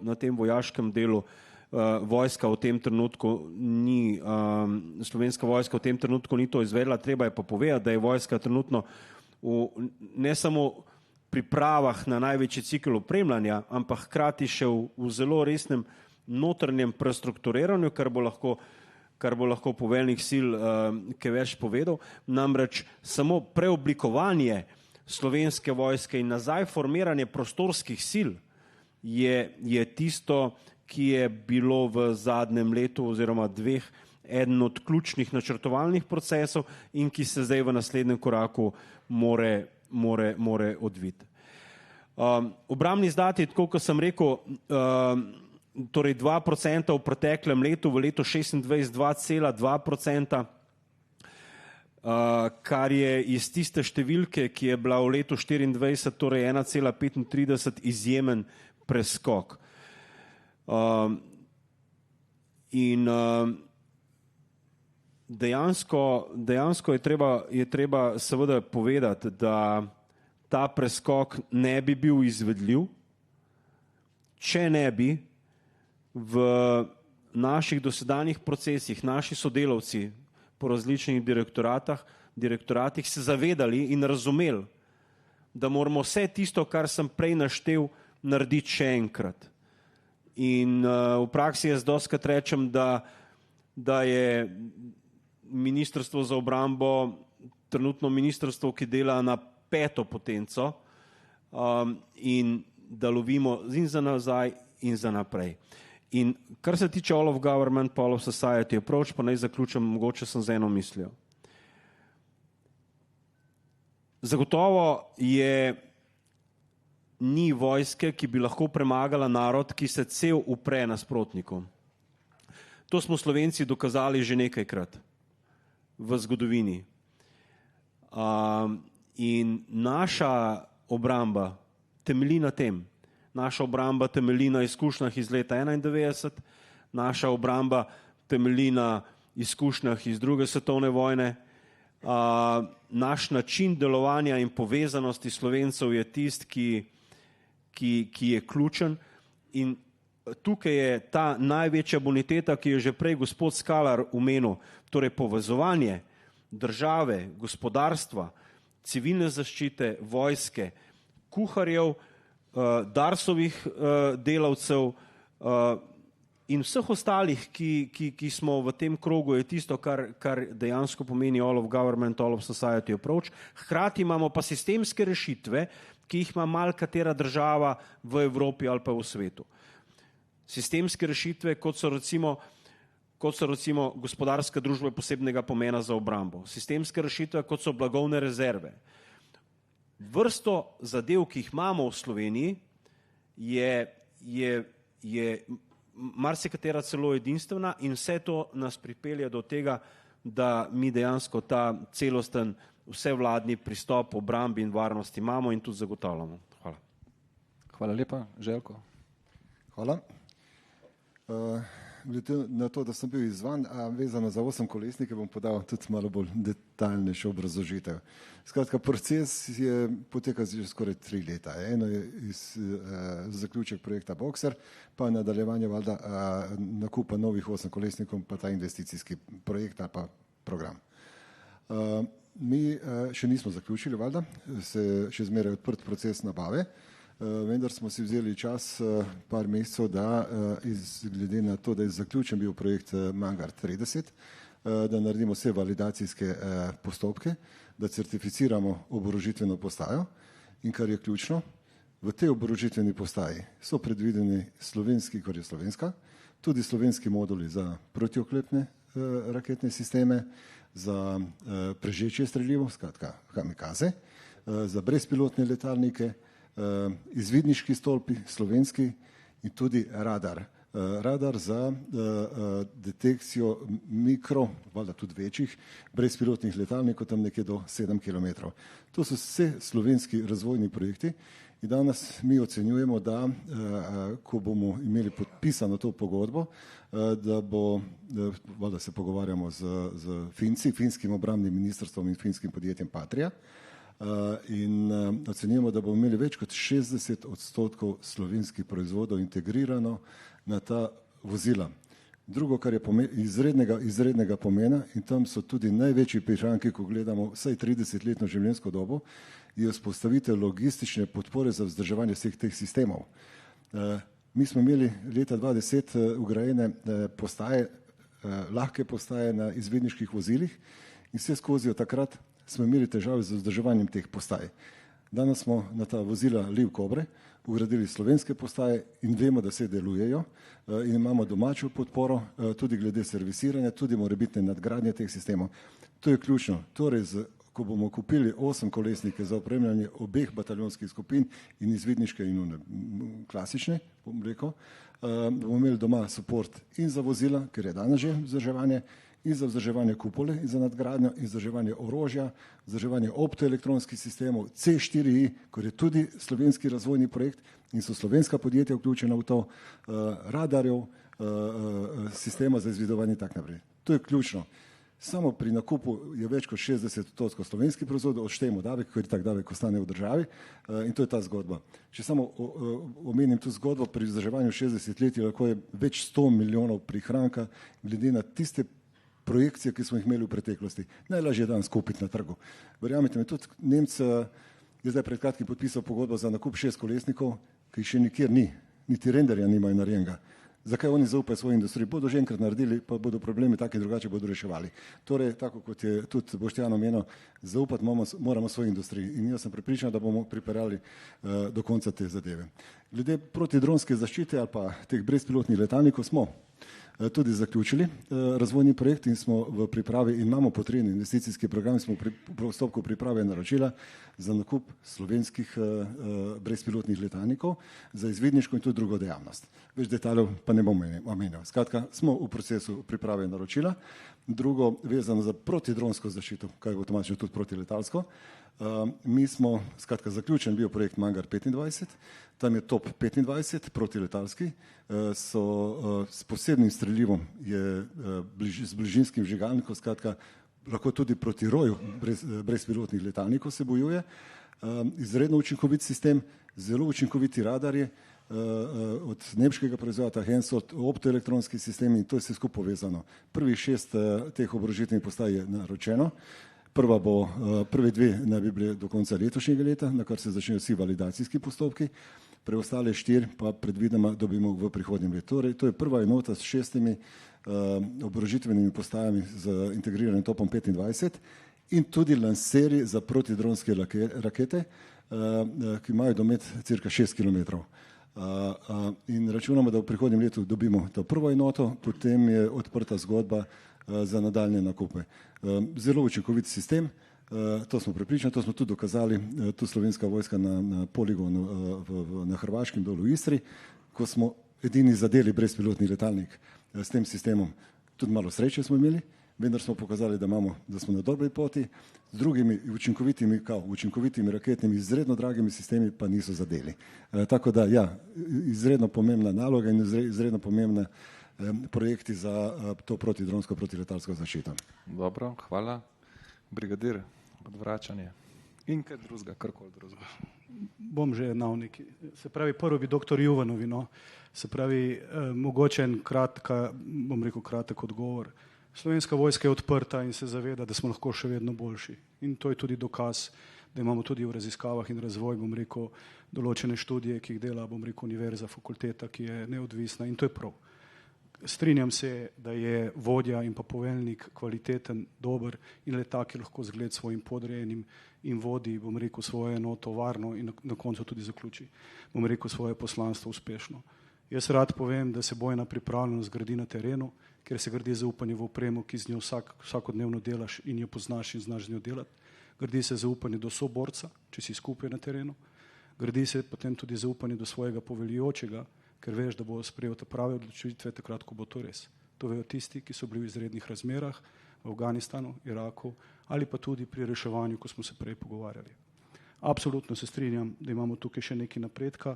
Mi poskušamo znotraj izobraževalnega sistema mednarodnih vaj graditi, bom rekel, vodje in poveljnike, ki bojo znali svoje podrejene voditi pravilno in hkrati, da bojo tudi za zgled vsem ostalim, ker le tak vodja bo uspešen. To bi bil mogoče prvi del. Drugi del, ko smo se pogovarjali proti dronskih oziroma dronih. To je tema, ko je, bom rekel, splošna že zadnje, bom rekel, 3 leta, Željko je bil zdaj zelo natančen.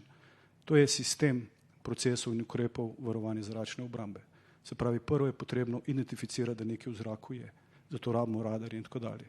Potem je to zadevo treba spremljati in potem imamo na različnih višinah, ali je to visoko, ali imamo to srednjo, ali imamo kratko, ali zelo kratko, imamo različne sisteme, katere to zadevo lahko ne sposobi. Imamo aktivne, beri raketne sisteme, beri topniške sisteme, ali je to pasivno z elektronskim delovanjem, če nimajo optičnih kablov. Tako kot je že državni prej povedal, v Ukrajini sistem razvoja gre od 3 do 5 tednov. Doktrine spreminjajo v Ukrajini na 4 do 6 mesecev. To zaradi tega, ker od tega je odvisno, koliko ljudi bo izgubili na, bom rekel, na bojišču, tako z ene kot z druge strani. In ker sem pozabil, da vojaška doktrina je tudi pomemben dokument, ki ga je potrebno narediti in to je tudi ena izmed zadev, ki jo bomo v prihodnosti absolutno mogli dejansko razviti.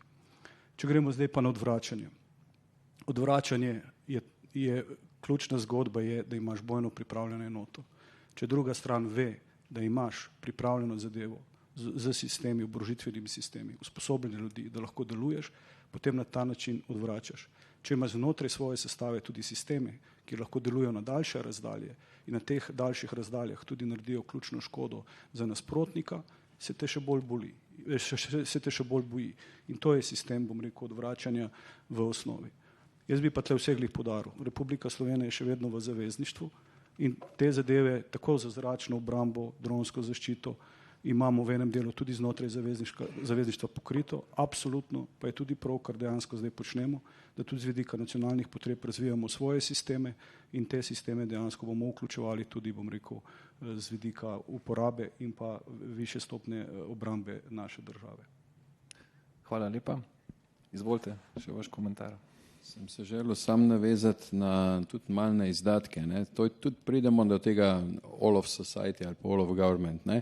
Jaz sem pred dnevi predaval, ne, in sem vesel tudi študentom obramboslovja, da tudi oni že od samega začetka, ne, če gremo all of society, razumejo, zakaj se gre in da smo razjasnili določene pojme in to so tudi lahko potencialni strokovnjaki, potencialni kadri, recimo. Ne.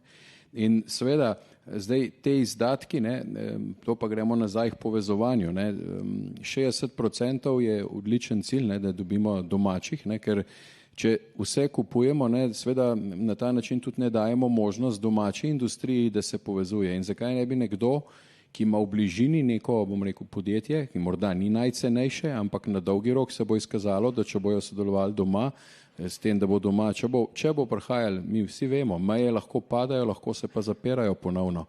In če se bodo zapirale, bomo mogli seveda mi sami do neke mere poskrbeti za samozadostnost. In jaz mislim, da je to tudi zelo pomembno povedati in da je to ključno za naš razvoj. Hvala lepa. Zdaj bi pa kar dal besedo vam.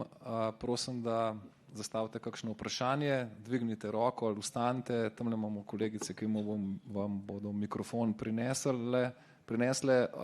Prosim, če se nakratko predstavite tudi in da zastavite kratko vprašanje. Želimo pobrati čim več vprašanj, da bomo potem lahko daljšo razpravo. Vidim ne nobene roke, sicer smo osvetljeni tako, da se ne vidi najboljše.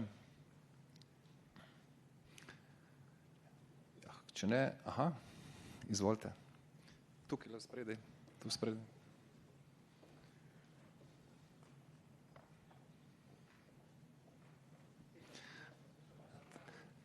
Ne skrbite, imam še jaz eno rundo vprašanje, tako da če bi slučajno.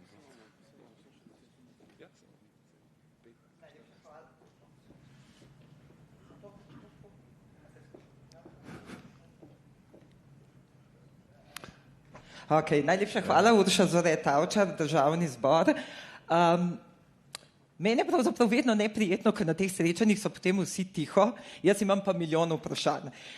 Tako da sem zato tudi dvignila roko. Glede na to, zelo mi je bilo všeč, ker je bilo izpostavljeno povezovanje, ki je ključno. Rada bi upozorila, da je pri tem povezovanju, ravno pri vaju odpornosti, je bil Državni zbor kot institucija prvič vključen. In mislim, da je bilo to zelo pozitivno dejanje, ker na koncev vključitev tudi drugih institucij, za katere morda Ministrstvo za obrambo, vlada, pravzaprav jih ne vidijo kot nujne, je ključne, ker vemo, kdo tudi po ustavi je prvi, ki odloča o uporabi obrambnih sil, razglasitvi izrednega stanja in podobnih zadev. Torej mora biti zavedanje o potrebnosti teh dejavnosti zelo močno prisotno tudi v Državnem zboru.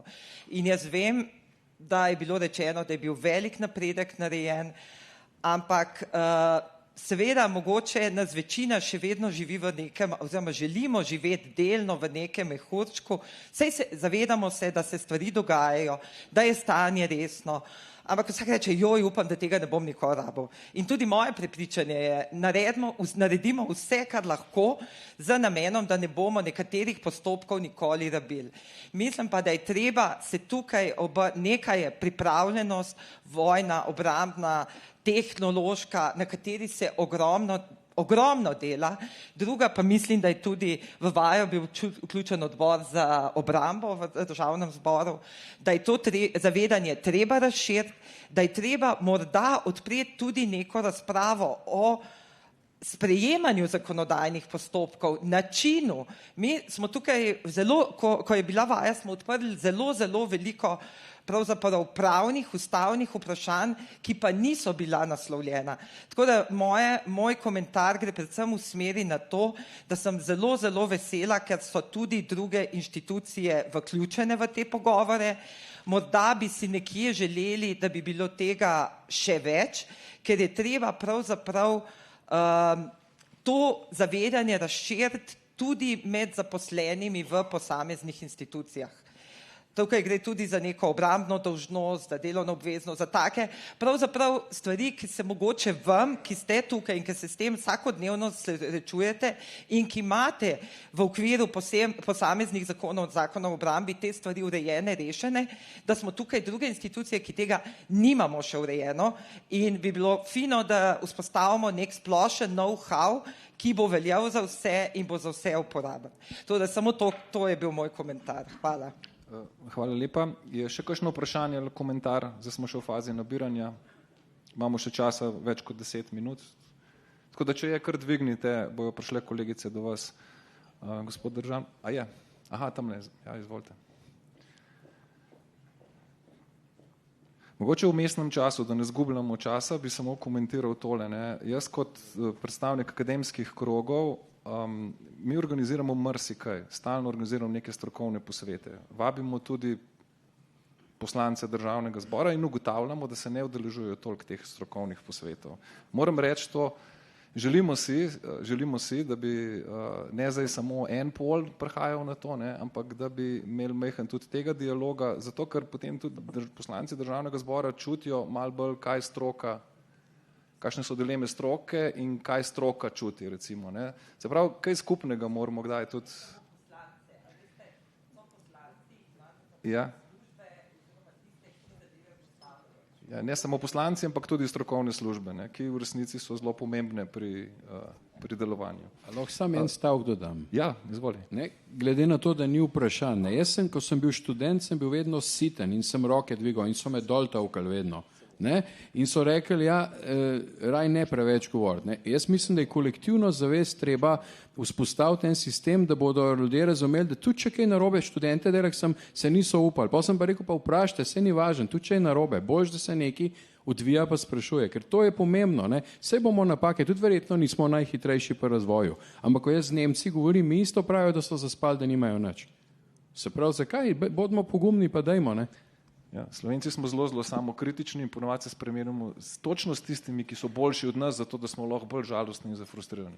Ampak izvolite, vprašanje tamle. Ja, hvala lepa. Maj Feric, Ministrstvo za obrambo, vprašanje, na katerega me je Urša napeljala, kdaj se bomo lotili novega zakona o obrambi? Hvala. Ja, zelo dobro vprašanje. Ne? Gospod državni, to kar je samoumevno, da gre zdaj samle besedo. Bom dal dva komentarja. Prvi na temo državnega zbora in vključevanja vseh drugih inštitucij.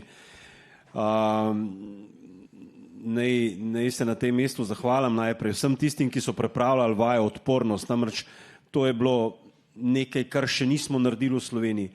In pripričan sem in vem, da pa za letošnje leto, da se pripravlja ponovitev tega projekta, ki bo imelo še bistveno več vsebinskih poudarkov, bistveno večjo vključenost ne samo subjektov, kot je Državni zbor, urad predsednice, ampak tudi gospodarskih družb, lokalnih skupnosti, skupaj z URSZR-jem in s civilno zaščito, z gasilci in itd.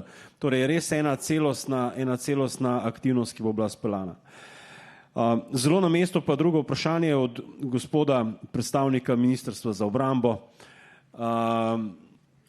torej v vezi zakona o obrambi. Da, res je. Dejstvo je, da smo z vsemi priteklinami pripeljali vse procese v področju zakona o obrambe do konca in ni več prostora. Dejstvo je, da že zdaj nekatere aktivnosti, ki jih izvajamo, že črpamo iz druge zakonodaje in je nujno, da se zelo kmalu, verjetno po poletnih počitnicah letos, prične z tisto nujno razpravo, kako je potrebno zakon o obrambi nadgraditi. Ampak ob enem zelo pomembnem zavedanju. Zakon o obrambi je nastal leta 1991 oziroma na izkušnjah iz leta 1991. In zakon o obrambi je odličen inštrument, ki služi Sloveniji v primeru vojne. In vse to je potrebno ohraniti. In če iz mirnodobnega stališča gledamo zakon, lahko ugotavljamo, da ga moramo zelo ohranjati, v vojni odlično služi. Dejstvo pa je, da smo sprejeli vrsto uredb letos, ključna je bila uredba o obrambnem načrtovanju, ki je nadgradila in dopolnila to področje zakona o obrambi. Ampak vsekakor verjamem, da bomo še letos začeli z premislekom o nadgradnji zakona. Ja, hvala lepa. Približujemo se pa zdaj že res koncu. Imamo še 5 minut, zato bi jaz paneliste prosil za kakšno zaključno misel, pa da ne bi zdaj šli iz tele strani, bi predlagal, da štartamo z tiste strani za kakšno zaključno misel. Mogoče tudi pogled v prihodnost, ali pa kaj podobnega. Jaz bom takole zaključil. Zdaj vse probamo narediti s nekimi preskoki in z dolgimi koraki. Ne? Jaz verjamem, da vse te stvari, ki smo jih danes odprli, so pomembne. Če pa se jih bomo lotili z danes na jutri, pa bodo lahko šle v napačno smer. Tako da mislim, da je potreben določen premislek in bom rekel, raj manjše korake delati, pa konkretne, kot pa večje. Predvsem si pa moramo zaupati, pa moramo biti tudi, tako kot sem prej rekel, malo bolj drzni. Da morda kakšno idejo damo ven, da zberemo te ideje in da nekako na koncu eno skupno sliko sestavimo. Hvala. Ok, hvala. Torej, jaz bi se navezala to, kar je gospa Tavčar iz Državnega zbora povedala. Torej, to, kar je ona izhaja iz svojega institucionalnega okolja, je v bistvu del odpornosti družbe. Ne delajmo si utvar, da ko enkrat ameriški predsednik trenutni ne bo več predsednik, da bo pa vse naenkrat super in krasno. Ne delajmo si utvar, da ko se bo vojna v Ukrajini enkrat končala, da se bomo vrnili nazaj na prijateljske odnose z Rusijo, na partnersko sodelovanje. Oziroma preteklo bo še veliko časa, v katerem te varnostne razmere ne bodo bleščeče. Zato v bistvu potrebujemo vse te sisteme in potrebujemo okrepiti odpornost družbe. Odpornost družbe niste samo vi, ki ste del sistema, odpornost družbe smo vsi posamezniki, vsi moramo vedeti, da ko se bo nekaj zgodilo, da mora vsak poskrbeti najprej zase, za svojo družino, za prvih 48 ur, 72 ur, pa ne zato, ker ti bo to povedal nek letak, ki te bo čakal v nabiralniku, ampak ker boš ti vedel, da bodo strukture zaposlene in bodo zasedene z reševanjem nekih pomembnejših institucij, da zagotovijo nemoteno delovanje države. Torej, odpornost družbe od najmanjših nog, pa ne do največjih, ampak do najstarejših. Zdaj, zaključila bom pa z enim izzivom, pa ne želim zdaj odpirati neke razprave, ampak nekaj, kar se že leta in leta pojavlja kot anomalija, glede pripadnikov Slovenske vojske, je izvzetje vojaka iz sistema javnih uslužbencev. In mislim, da je to neki Pandorina skrinjica, ki jo bo nekoč v prihodnje potrebno odpreti, kajti mi vojsko potrebujemo, mi potrebujemo kader za oborožene sile. Če v slovenski družbi obstaja širok konsens, zakaj vojsko imamo, potem tudi to izvzetje iz sistema javnih uslužbencev ne bi smel biti problem. Kar pa je povezano s tem, ali ta konsens v naši družbi obstaja, in mene resnično skrbi, da se bo ta konsens izoblikoval šele, ko se bo tudi v praksi pokazalo, zakaj slovensko in vojsko imamo in zakaj jo potrebujemo. Hvala. Hvala. Željko? Zdaj še jaz, skratka, mislim, da se v tem času pokazalo, da temelj razvoja na nacionalnih razvojnih projektih in tudi valjda v povezavi z drugimi državami preko Evropskega obrambnega sklada in tako naprej. Skratka, nadaljujemo z razvojnimi projekti, ne samo oborožitve vojaške opreme, tudi drugih proizvodov za dvojno namenom, predvsem na energetskem področju, in tam smo zelo uspešni. Danes smo, zdaj smo 21. januarja, smo že dosegli tista 2% obrambnega proračuna z prevzetimi obveznostmi v letošnjem letu. Torej, toliko pogodb imamo in nikdar nismo toliko vlagali v to. Drugo je izredno pomembno in to si neskončno želimo, industrializacija vseh teh dobrih projektov. Vsi projekti ne morejo biti dobri, uspešni, to valjda vsi vemo. In posledično, skratka, da imamo doma podporo proizvodno in posledično, da naredimo kako mešano podjetje, ki bo dobavljalo in za slovensko vojsko, pa bomo mi prodali naše proizvode nemškemu obrambnemu ministrstvu, italijanskemu in tako naprej. Mislim, da je to ena prava pot in si to želimo čim prej in sem prepričan, da bomo tudi letošnjem letu dosegli to. In da bo tudi dovoz odigral tisto svojo ključno vlogo, to je pa pri industrializaciji teh naših uspešnih razvojnih projektov. Se valjda tudi pogovarjamo in pričakujemo, da bo tudi v naslednjih tednih, mesecih tudi konkretizirano s konkretnimi projekti in da bo tudi konsens znotraj naše industrije in še kar je izrednega pomena, ti mi že danes vse te razvojne projekte, posledično razvoj in tudi kasneje proizvodnje vključujemo slovensko znanost. Izredno pomembno. Evo, hvala. Hvala, brigadir. Slovenska vojska je bila v službi domovine in bo v službi domovine. Izgradnja zmogljivosti in bojne pripravljenosti se ne naredi čez noč. Zato je potreben kontinuiran proces. Zgodba s kontinuiteto v preteklosti nam ni šla najboljše. Hvala, kratko in jasno. Magister Pavlin.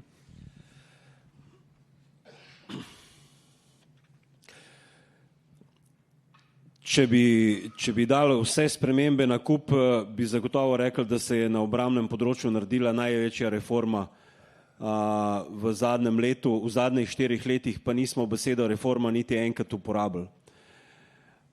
In nič se ni naredilo samo, ampak vse so naredili naši sodelavci, ki niso odlašali na jutri, ampak so vse naredili danes. z velikim zavedanjem, da je ključna varnost naše države, naših ljudi, naša odpornost, naše družbe. In to je treba izjemno spoštovati in biti jim zahvalen. Naj zaključim pa z mislijo, da se odpornost in zavedanje in varnost začne s tistimi zastavicami, ki smo jih prvošolčkom razdelili v letošnjem letu oziroma v lanskem letu na prvi šolski dan. In da je ključnega pomena to, da smo vsi skupaj zavedni, da spoštujemo sebe, da spoštujemo svojo družbo, svoj narod, svoje gospodarstvo, predvsem pa te svoje osnovne temelje, kot so Slovenska vojska in pa civilna zaščita, naši gasilci in ostale strukture, ki tukaj vsak dan se odzivajo na vse izzive, ki jih imamo. In od tistih zastavc pa do teh končnih družbenih subjektov je veliko dela, ki ga moramo v prihodnje še izgraditi in dopolnjevati, ampak je pa to temelj za to, da smo še bolj odporni in še bolj varni. Najlepša hvala vsem poslušalcem, najlepša hvala vsem sodelujočim. Potrudili smo se, da v tem kratkem času čim več stvari nekako zanaliziramo. Zagotovo so področja, ki jih se nismo dotaknili ali pa se uspeli dotakniti, zato takoj že v smislu zaključka, v duhu zaključka takoj povem in napovem, o čem se bomo morali v prihodnje morda na takelih ali pa kakšnih drugačnih posvetih pogovarjati. Pogovarjali se bomo morali, in tukaj vlečem za iz vaših tudi nastavkov, pogovarjali se bomo morali o pripravljenosti posameznikov. V tem eno je, ko mi delamo strategije, ko delamo politike, ko delamo cilje, ko povezujemo akterje. Ampak najbolj ranljiv del naše družbe so naša gospodinjstva, naše družine, naši posamezniki. Tukaj bo tudi še nekaj treba narediti v celi Evropi. To bomo morda kakšen posvet organizirali. Drugo, to, kar je Željko rekel, industrializacija uspešnih projektov. To ni kar tako. Mi imamo v Sloveniji ali pa v raziskavah, mi imamo ogromno nekih raziskav, ki ali niso uspešne, potem ene grejo na visok TRL, so uspešne, pa jih nihče ne povoha iz industrije in nikoli ne vidijo produkcije. In zato je ravno to najbolj odločilni del, kako iz TRL 5 spraviti nekaj na TRL 8 oziroma nekaj že v prodajo. To je izjemno težko za podjetje in ni kar tako. In še zadnja zadeva, morali se bomo tudi v naši državi pogovarjati o strateškem komuniciranju, kako mi kot celota in kot država in kot vlada usmerjamo našo družbo, kako mi strateško komuniciramo. In recimo tale posvet danes je tudi lahko en vidik strateškega komuniciranja, ampak pogovarjati se je treba o strateškem komuniciranju, se mi zdi tudi na varnostnem področju in nekaj bo treba tudi zorganizirati zelo verjetno. Hvala vsem za potrpežljivost, mi smo 5 minut bili predolgi, ampak smo tudi bili 10 minut prekasni z začetkom. Hvala vsem in nasvidenje.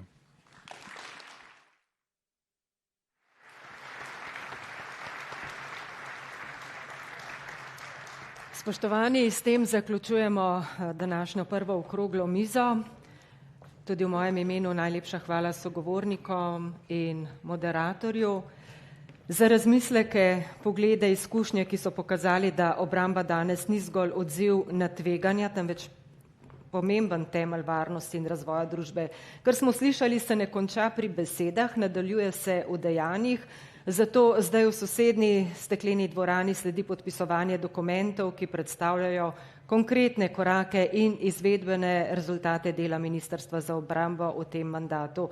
Minister za obrambo magister Borut Sajovic bo s partnerji v že omenjenem projektu Evropskega obrambnega sklada Sentinel najprej podpisal sporazum o sodelovanju pri tem projektu, v nadaljevanju pa še odločitev za oddajo javnega naročila za razvoj taktičnega letalskega simulacijskega okolja 2 ter odločitev o oddaji javnega naročila za razvoj energijsko in ekološko optimalnega modula pametnih premestljivih kampov. Podpisnike in medije torej vabim v sosednjo stekleno dvorano, za vse ostale pa je tu kratek premor, ki bo trajal do 13. ure. V tem času tudi vabljeni, da si v sprehajalnem koraku ogledate zunanji razstavni prostor, ob 13. uri pa ponovno vabljeni nazaj v to dvorano in nadaljujemo z drugo okroglo mizo. Hvala lepa.